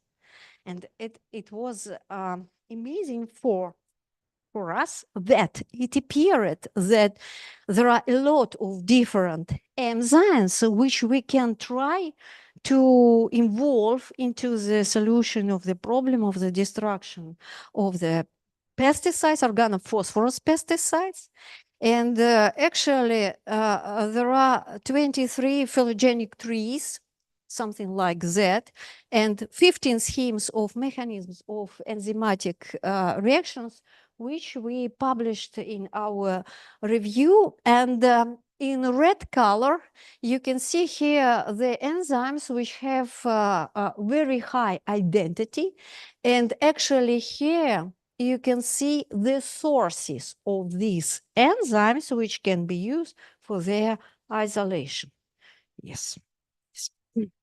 So that is, you can see here some pictures coming from this review, because we suggest not only the molecular structure of the enzymes by using the protein data banks, but also we calculated, simulated, investigated, and suggest the mechanisms of interaction of these organophosphorus pesticides as substrates inside of the active sites of these enzymes. And if it will be interesting for you, you can see. But it was very interesting for us, because in some cases we discover absolutely new and unpredictable things. It appeared that, for example, lactanases coming from the different types of cells, lactanases catalyzes the reaction of hydrolysis of the molecule of quorum, probably you know, of microorganisms.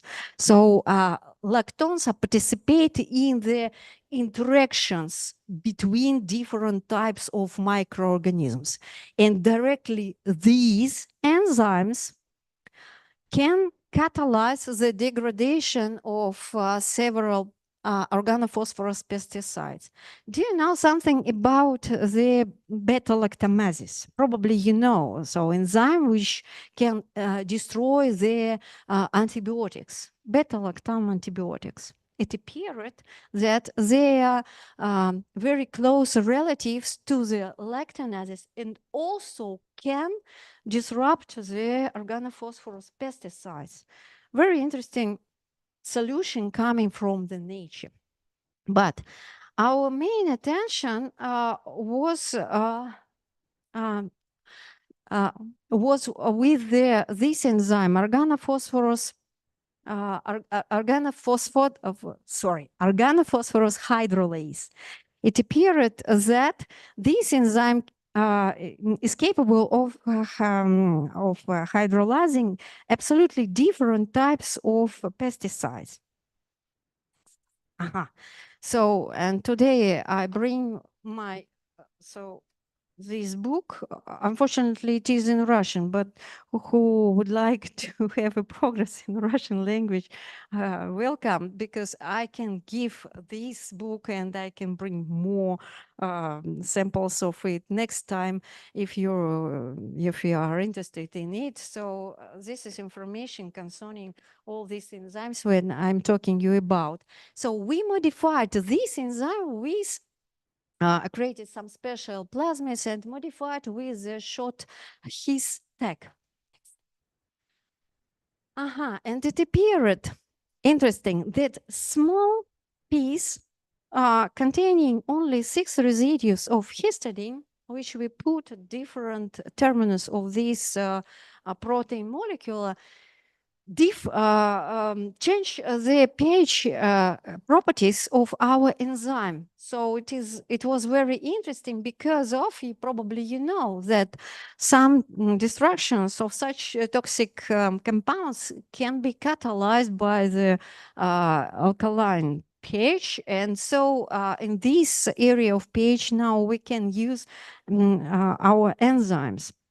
And moreover, it appeared that the catalytic constant of the simply modified enzyme also were improved. Next slide.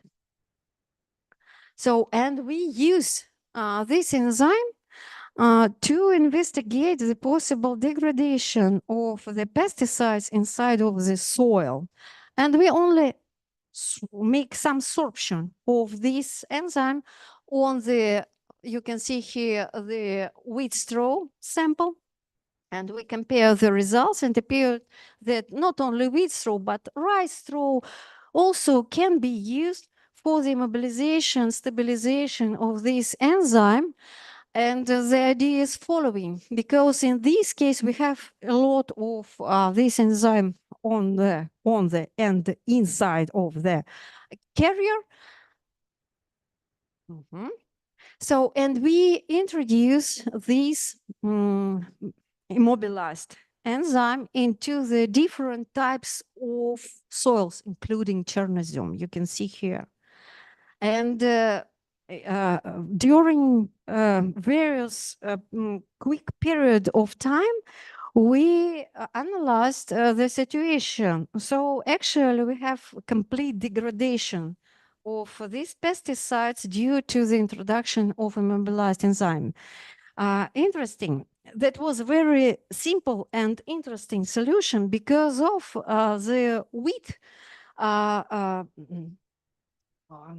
residues allow us to keep not only enzyme on the place contaminated with the pesticide, but also keep some water inside of such type of support. But the presence of water is very important for the biocatalysis.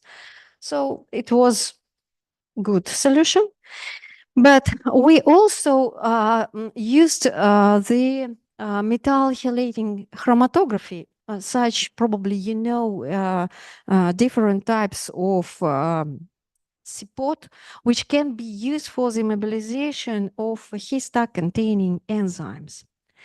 And usually such type of immobilized enzymes can be used at the high velocity of flow. It means that it is possible to pump some water contaminated with the pesticides through the such type of carrier with enzyme and purify the water. So here you can see the simple sample which I would like to show you coming from my laboratory, which I usually demonstrate for my students, because here you can see the sample with the immobilized enzyme directly on the this support. So you can isolate it from some cartridge. After that, you can dry and keep again. And so after rehydration, use again and again for the treatment of the water. It appeared that for many, many days, such simply immobilized enzyme was very active and stable. And we use same enzyme immobilized on the same carrier. We cannot prepare such tube, and put it into reactor of with 50 liters. So we cut the column into some tablets, and after that collect it into this reactor and use the same enzyme not for the degradation of organophosphorus pesticides, but for the treatment of some residues of destruction of chemical warfare agents, because we have such reaction masses in Russia after the chemical destruction. Yes, please. But finally, we should think about our own protection. So, and in this case, we need in some antidotes. So is it possible to inject such enzymes into our body? And it appeared, yes, but to prevent the reactions of different proteases, enzymes which can cut different foreign proteins in our body, we should make some protection of such enzymes. And in this case, it is necessary to prepare some probably complex which will stabilize the activity of our enzyme from one side, and from other side prevent the destruction of the enzyme by proteases. So we calculated the spreading of different charges coming from the amino acids on the surface of the dimer of the enzyme organophosphorus hydrolase, and it appeared that close to the active site, we have the negative charges. So we can organize, and backside, and on the backside, we have a lot of positively charged residues. So we can stabilize this enzyme with some negative, we can stabilize this enzyme with some negative interactions, I mean, with some polyanions. And we use such block sopolymers and try to obtain some nanoparticles. Next slide. And they appeared to be very active, but you know, initially we considered that we have such structure of nano antidotes which we developed. But after the simulation and investigation of their structure, I mean, of these complexes by the using of supercomputer Lomonosov, we understand that we have a little bit another situation. And the localization of all those stabilizers which we applied were not around the molecules of our enzyme, but directly on the back side of our enzyme. So we confirmed our calculations. It is very important. So I'm very close to the finish, because it appears that different types of polyamino acids can be used for the stabilization of such enzymes with the open entrance to the active site of the enzymes.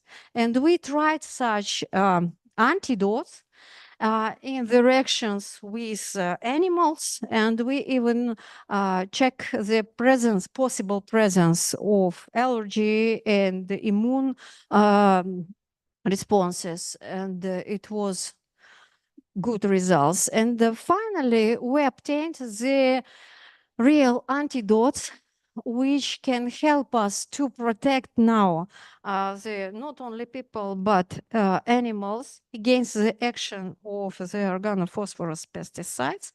And it is not necessary to inject them. It is possible to use to introduce them into the backside. Back, do you know? That is inner part of our mouth. So only drop and go to the agriculture industry to make something, to treat something, and so on, and you will be protected. So that's it. Thank you very much for your attention. My idea was to demonstrate your potential of different enzymes so in the solution of this problem. Thank you.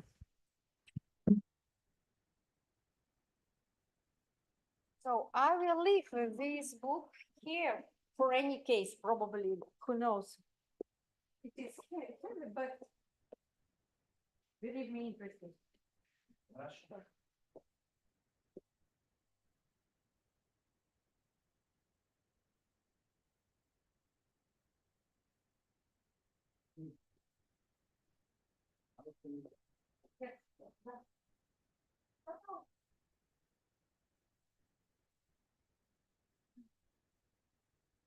Do you have any questions? Yes. Thanks for this nice presentation. Thank you. In the previous slide of the presentation, there were moving from backside to the soil. Yes. It should be directly connected with the structure of the soil. Yes. Which medium is better? Let's go to the beginning because that first of all we would like by using the organophosphorus pesticide to keep our crops. So and usually we have the soils with high concentration of humic acids to grow up these crops. That is why we prefer to use chernozoles. So with high concentration of the humic acids, which possess the opportunity to interact with these hydrophobic compounds and to keep inside of this humic part of the soil all these pesticides. So in sand, we have no such trouble. Yeah, in sand we have, but in sand we have no crops, good crops. Yes. Only in those countries, Arabian country, which use sand with some additions to grow up the grass. That's it. What else? Of course, the structure of the soil influences the accumulation of the pesticides, which are used because of we use for the cultivation of different plants. So that's it. And we have accumulation directly in those soils which we prefer to keep. And when we have this accumulation after in the soil, after that we have the accumulation in the plant. That's it. Well,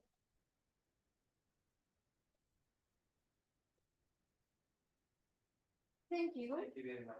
Thank you.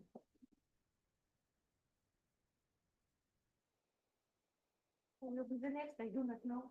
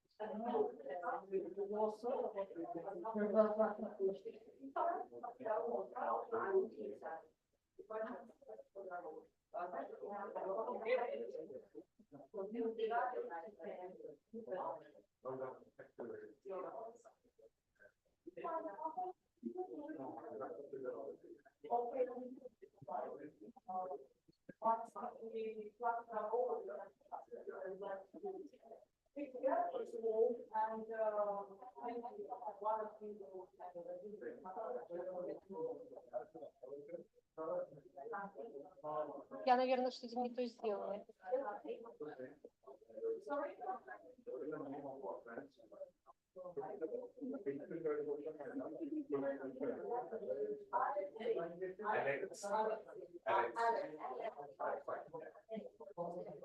Я уже вон это. Сама Флешка вот эта, да? Да, да.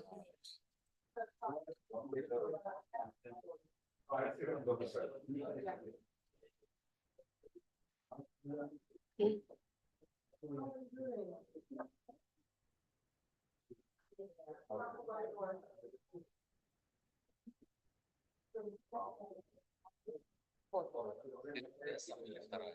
Ну вот, наверное, последняя. 12-4. Нет, это не это. Ну, конечно, надо.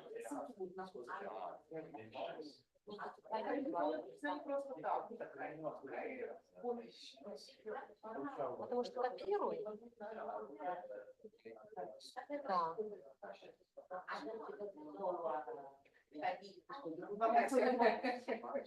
По-английски?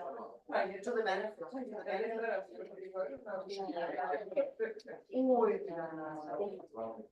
ага, да, спасибо.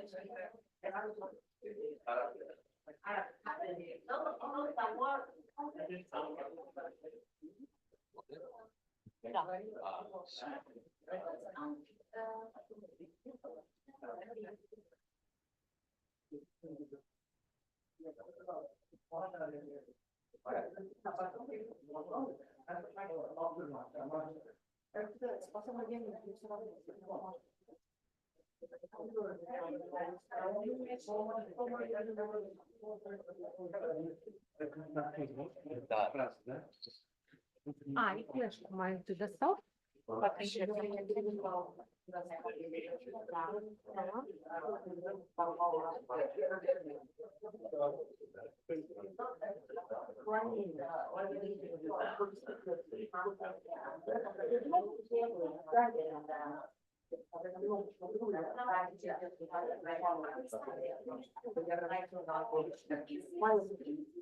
Как бог черепа.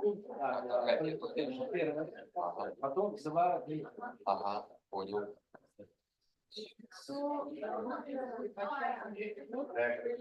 Господи, оно повернулось у меня.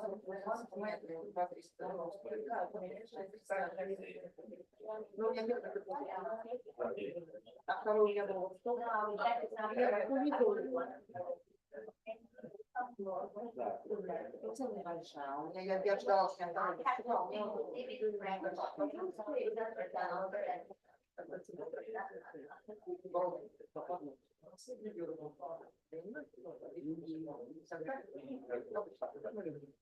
Вот, когда она родилась, я решила,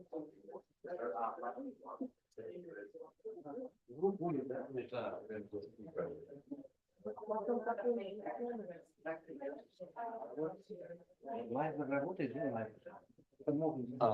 Ну, попробуйте.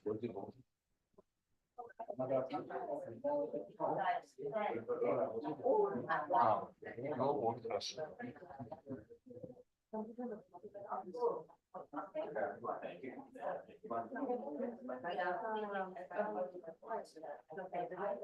обязательно, обязательно.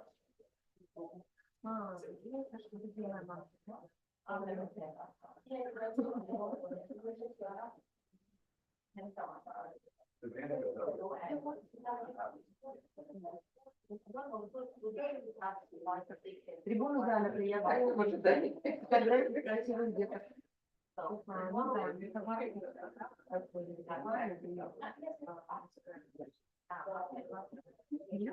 Да.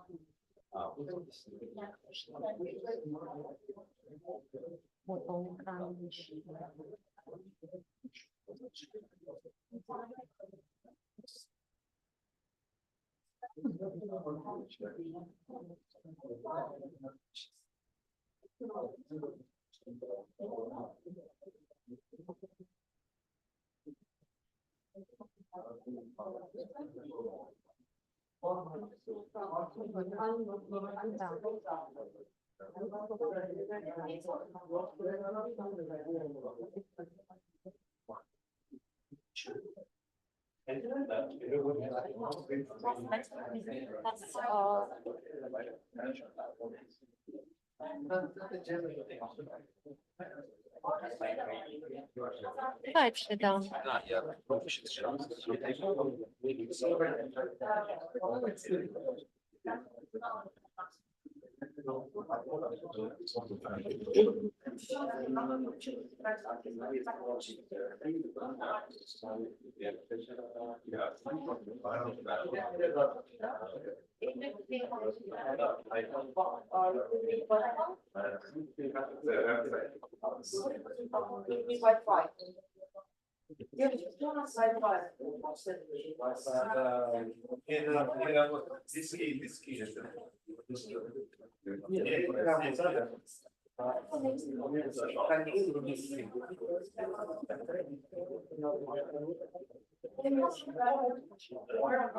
О, все, молодец.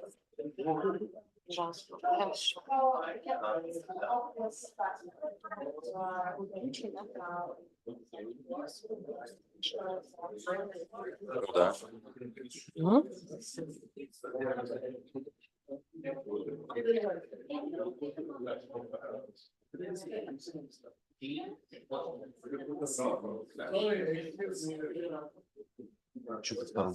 Good afternoon, dear colleagues. Are you ready for a new presentation? Yes or no?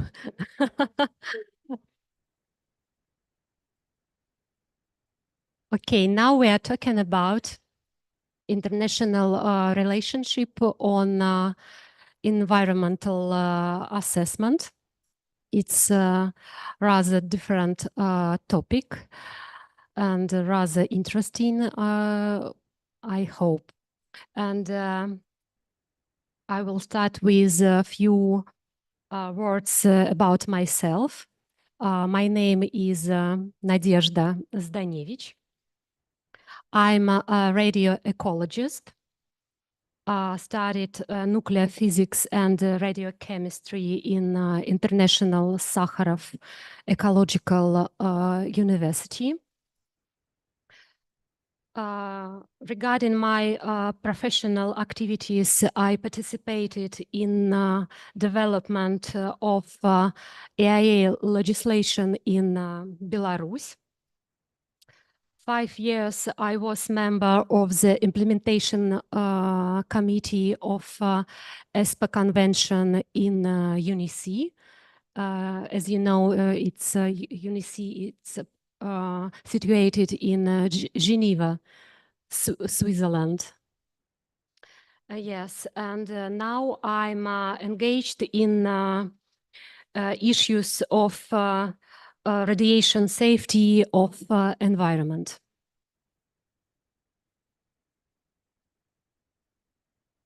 Next slide. Верни, просто подгружается. Ага. Тогда можем пропустить.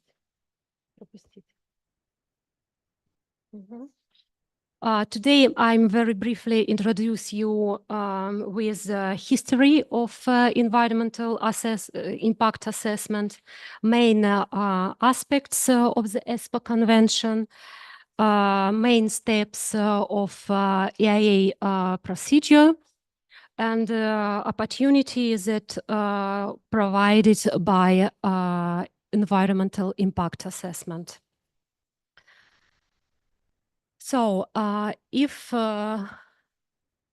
you know, environment threats and ecological consequences do not respect national borders. And environmental protection is a cross-border issue and has led to the creation of transnational regulations via multilateral treaties. The United Nations Conference on the Human Environment, held in Stockholm in 1972, played a key role in the creation of international instruments related to the environmental and its protection.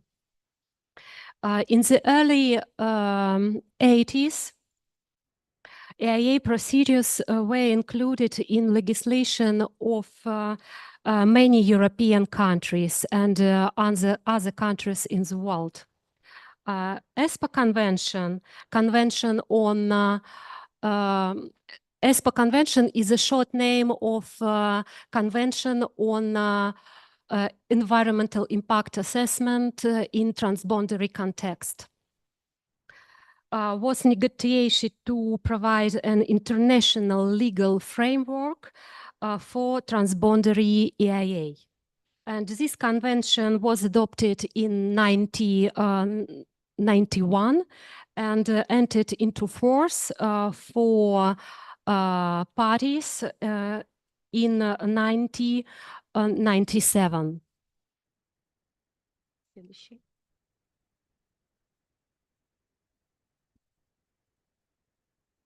Почему он пропускает слайд? Да. А ты выйди из...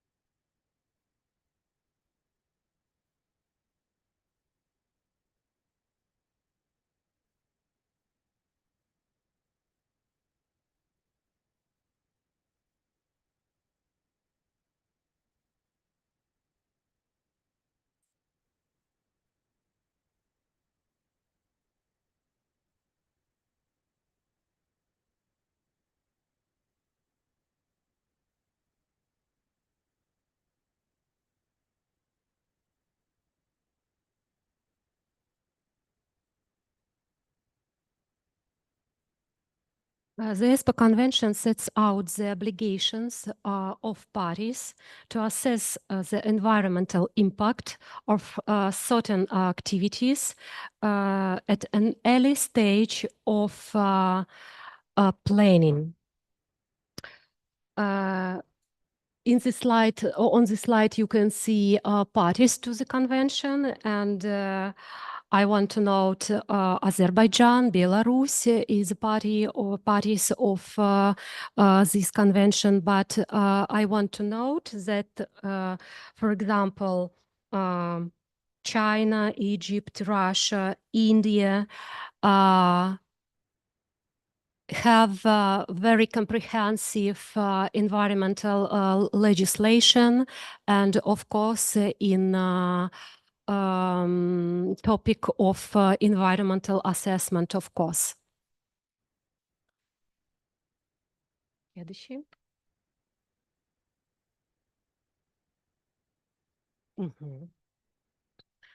So any document begins from terms and its definition. And the ESPA Convention has following terms such as party of origin, affected party. What does it mean, proposed activity? Because it's very important to understand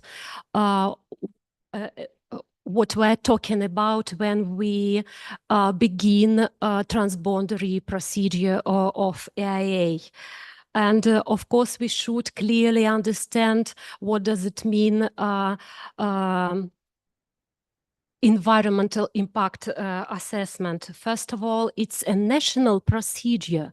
And when you, during this national procedure, understand that your proposed activity will have adverse impact on environment of other country, you should, in scope of your national procedure, to carry out transboundary consultations and so on. And of course, you should assess transboundary impact during your national procedure. When we are talking about main participant, we are talking about party of origin, and who may be who may present party of origin. First of all, it's competent authority. In many countries, usually is a Ministry of Environmental Protection, Ministry of Ecology, and so on. Maybe it's country with Ministry of Energy and Ecology, different kind of authority could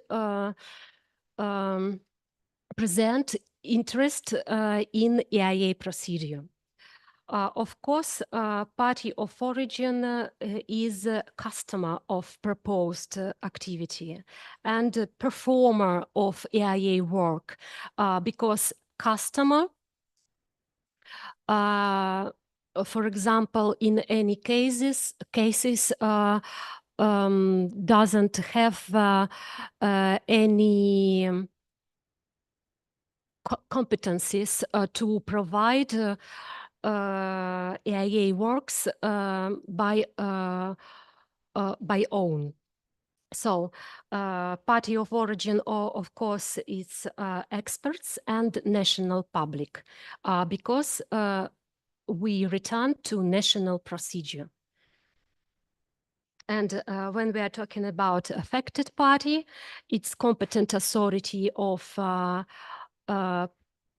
affected party and expert international public of those country that is probably will be affected by adverse impact. ESPA Convention applies to proposed activities that are likely to cause significant adverse transboundary environmental impact in such fields as energy, transport, industry, mining, waste management, water management, agriculture, forestry. And according to topic of our international school, Appendix 1 to the ESPA Convention have such activity as waste disposal installation for incineration, chemical treatment, and so on. And we have a proposed activity that has capacity exceeding 100 metric tons per day. So when you planning to realize one of these activity, for example, you should think over about transboundary effect. ESPA Convention provide us clear steps to implement EIA procedure.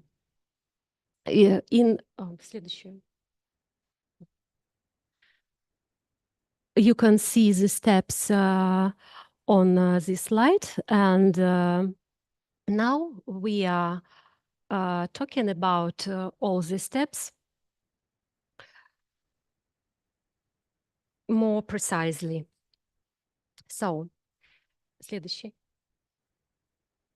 EIA procedure begins from notification. Country of origin should notify any other country that it thinks may be affected by your proposed activity. And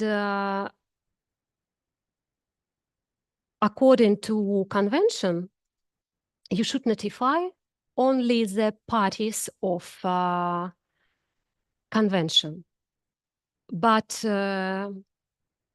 in spirit of ecological diplomacy, you can notify and of course other country that is not a party of this international treaty. Convention sets out requirement for timing of notification, content of notification, obligation of other country to, affected country to respond to notification. And of course, country of origin may request information that needed for preparation of AIA documents.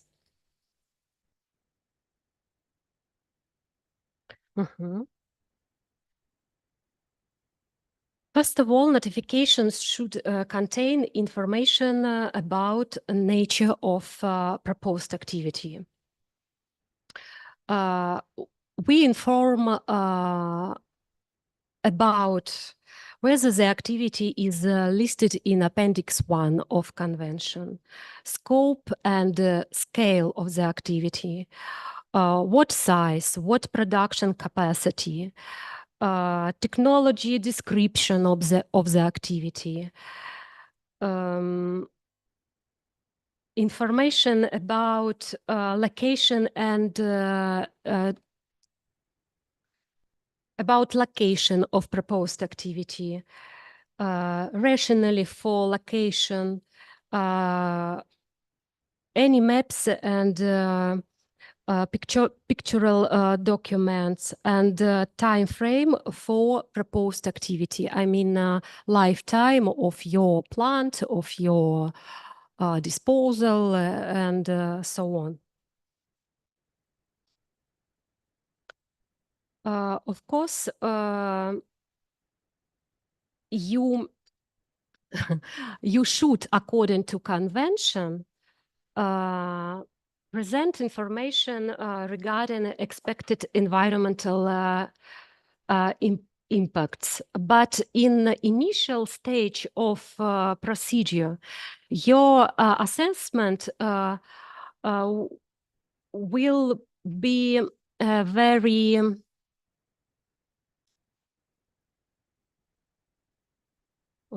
unclear.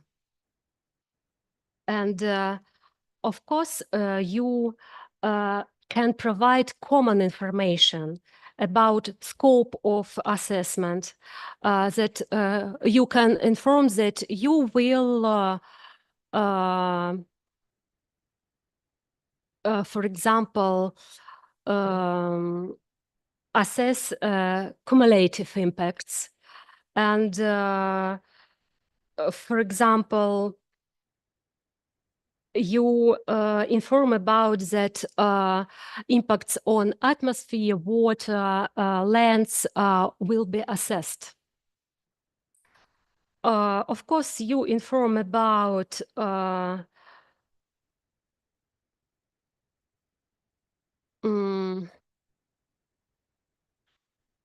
name and address of developer, and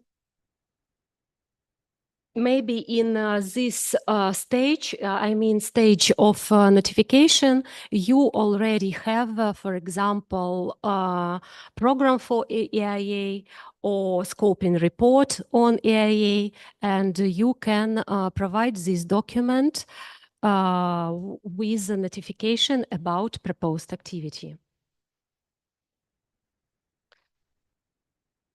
During notification, следующее. Значит, я пропустила. Давай следующее. Подожди. Ну вот, с циферками. Да. Party of origin during notification as a country may request information about potentially affected environment. It's needed to prepare good AIA documentation, because, of course, you have a very huge amount information about environment in your country, but you have, I think, no information about, for example, about environment in other country, about regulations in environmental protection, limits for atmosphere, water discharges, and so on. So if you want to prepare good AIA documentation in transboundary context, you may request all information that you will need for transboundary impact assessment. Of course, it's very important to indicate the deadline for the submission of this information. You know that different countries have their own procedure for EIA procedure and for public consultations. So you should in initial stage to create very precise timing of your procedure. So you propose other countries to play, to follow according your timing, because it's your own procedure. Next stage is a preparation of EIA documentation. Requirements for the EIA documentations sets out in Appendix 2 of Convention. And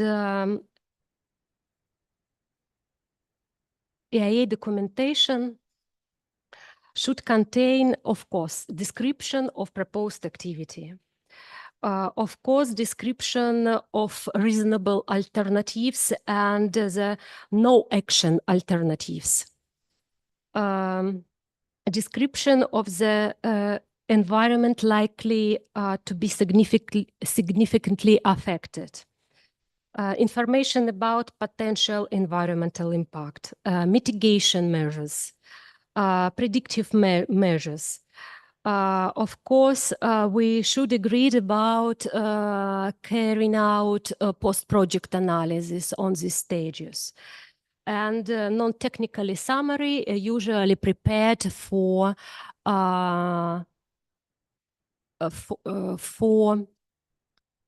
consultations with public.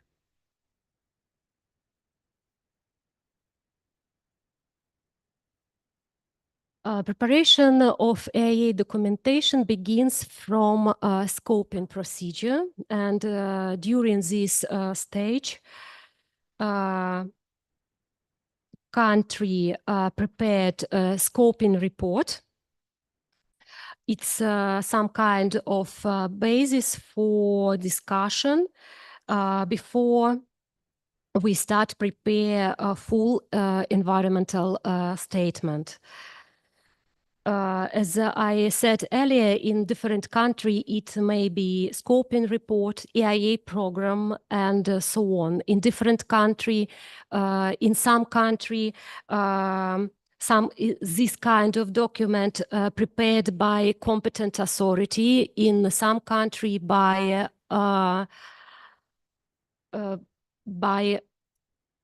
customer.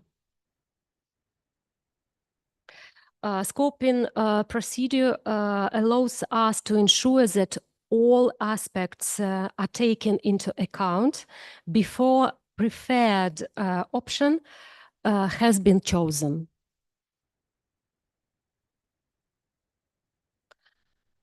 And now when EIA documentations is prepared and sent to all affected parties. And I want to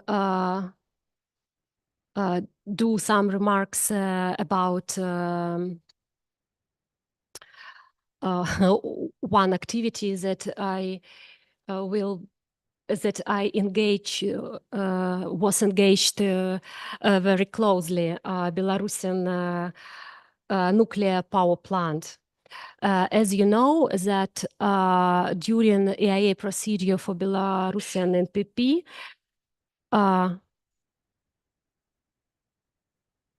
were 5 potentially affected parties: Poland, Lithuania, Latvia, Ukraine, and Austria. So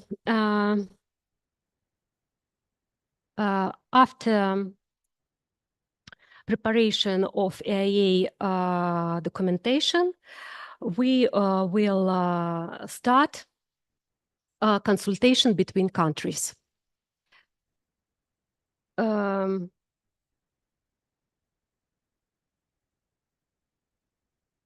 It's very important that consultation should always be conducted before the final decision. And consultation consists from how to say, from two stages: consultation with authority of affected party and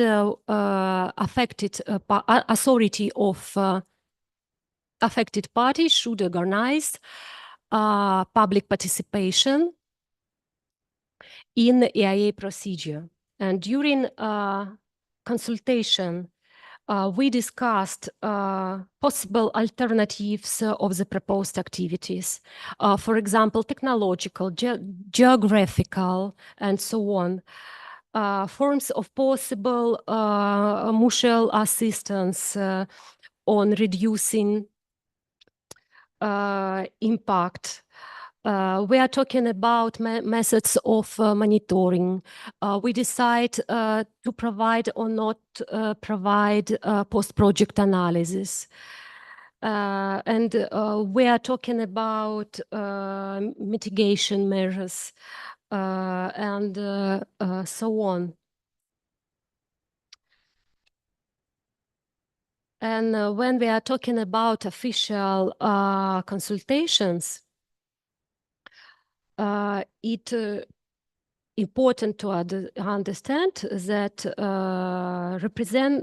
representation on negotiation should have very high level stage.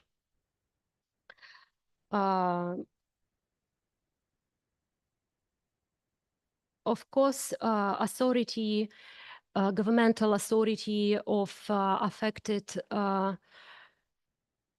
party can invite experts from different sciences, different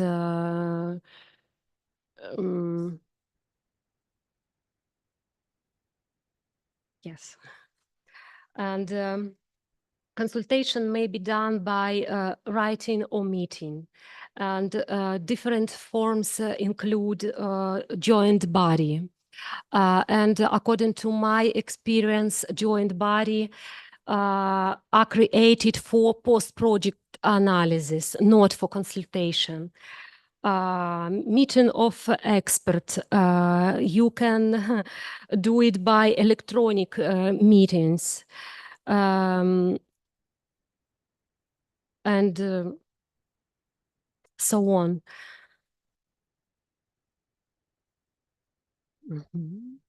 And during this consultation, authority of affected party are responsible for public participation. So authority should inform about carrying out of EIA procedure and should present any information that needed for expressing views of public. And maybe you know that main requirements for public involvement in EIA procedure is regulated by Aarhus Convention, Convention on Access to Information, Public Participation, and Access to Justice in Environmental Matters. And as I know, only Azerbaijan in this room is a party of this convention because Belarus now no more the party of this treaty.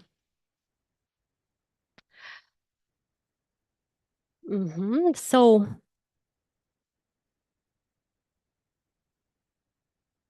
after finishing consultation with authority and with public, party of origin can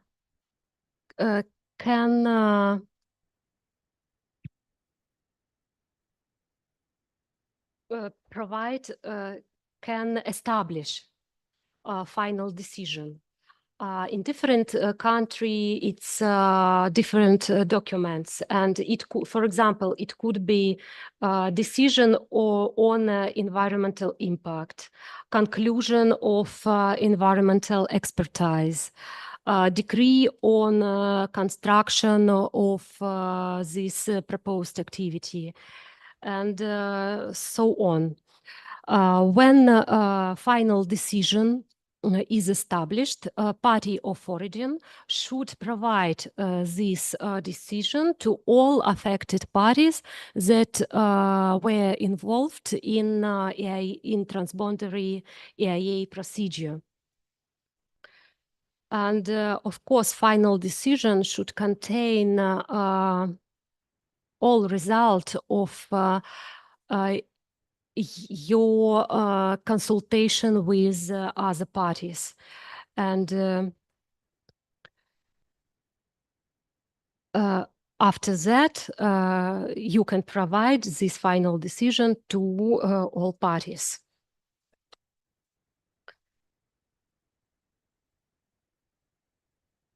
And optional stage of EIA procedure is post-project analysis. As I said earlier, you can, during consultation, to agree between parties to carry out or not to carry out post-project analysis. For example, you can create a joint body, for example, from participants of affected parties and participants of party of origin to monitor impact on environment during construction, during operation, and of course, when we are talking about nuclear facilities, during decommissioning of NPP and, for example, radioactive waste storages, and so on.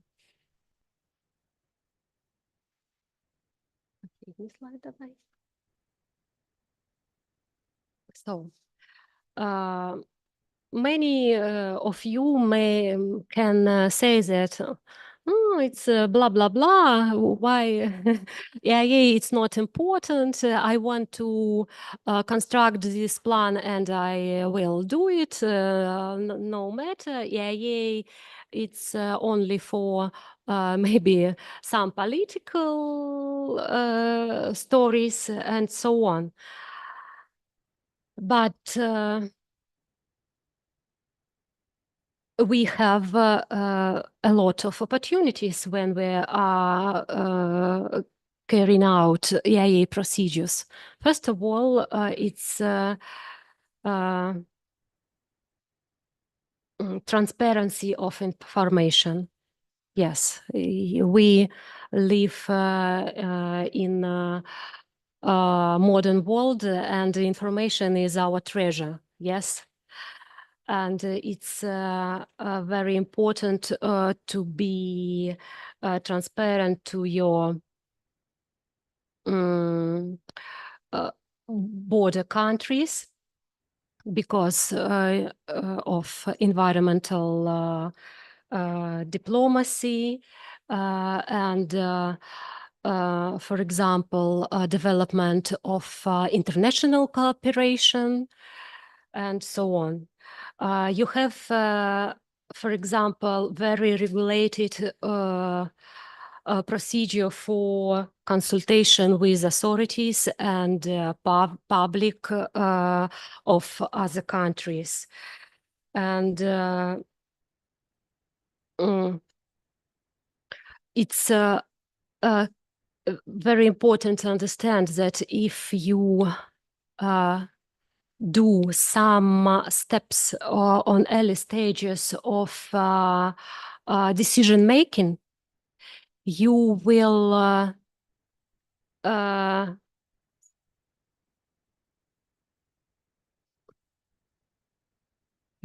not have any problem in the future. I'm talking about financial problem. I'm talking about time. There are many cases when, for example, construction of some object were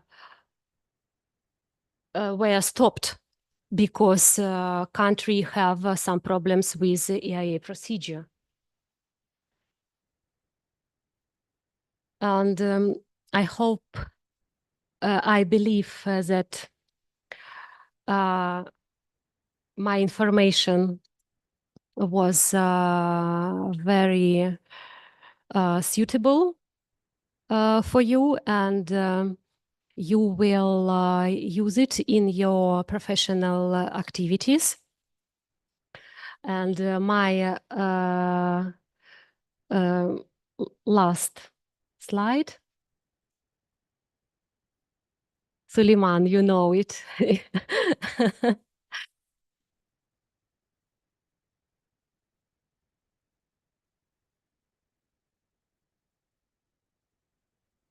So smile, gentlemen, smile.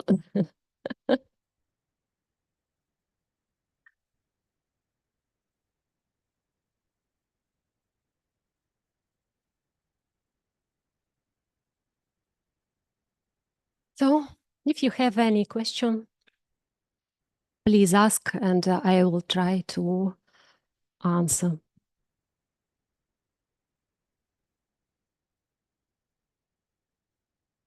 Okay, thank you for your attention.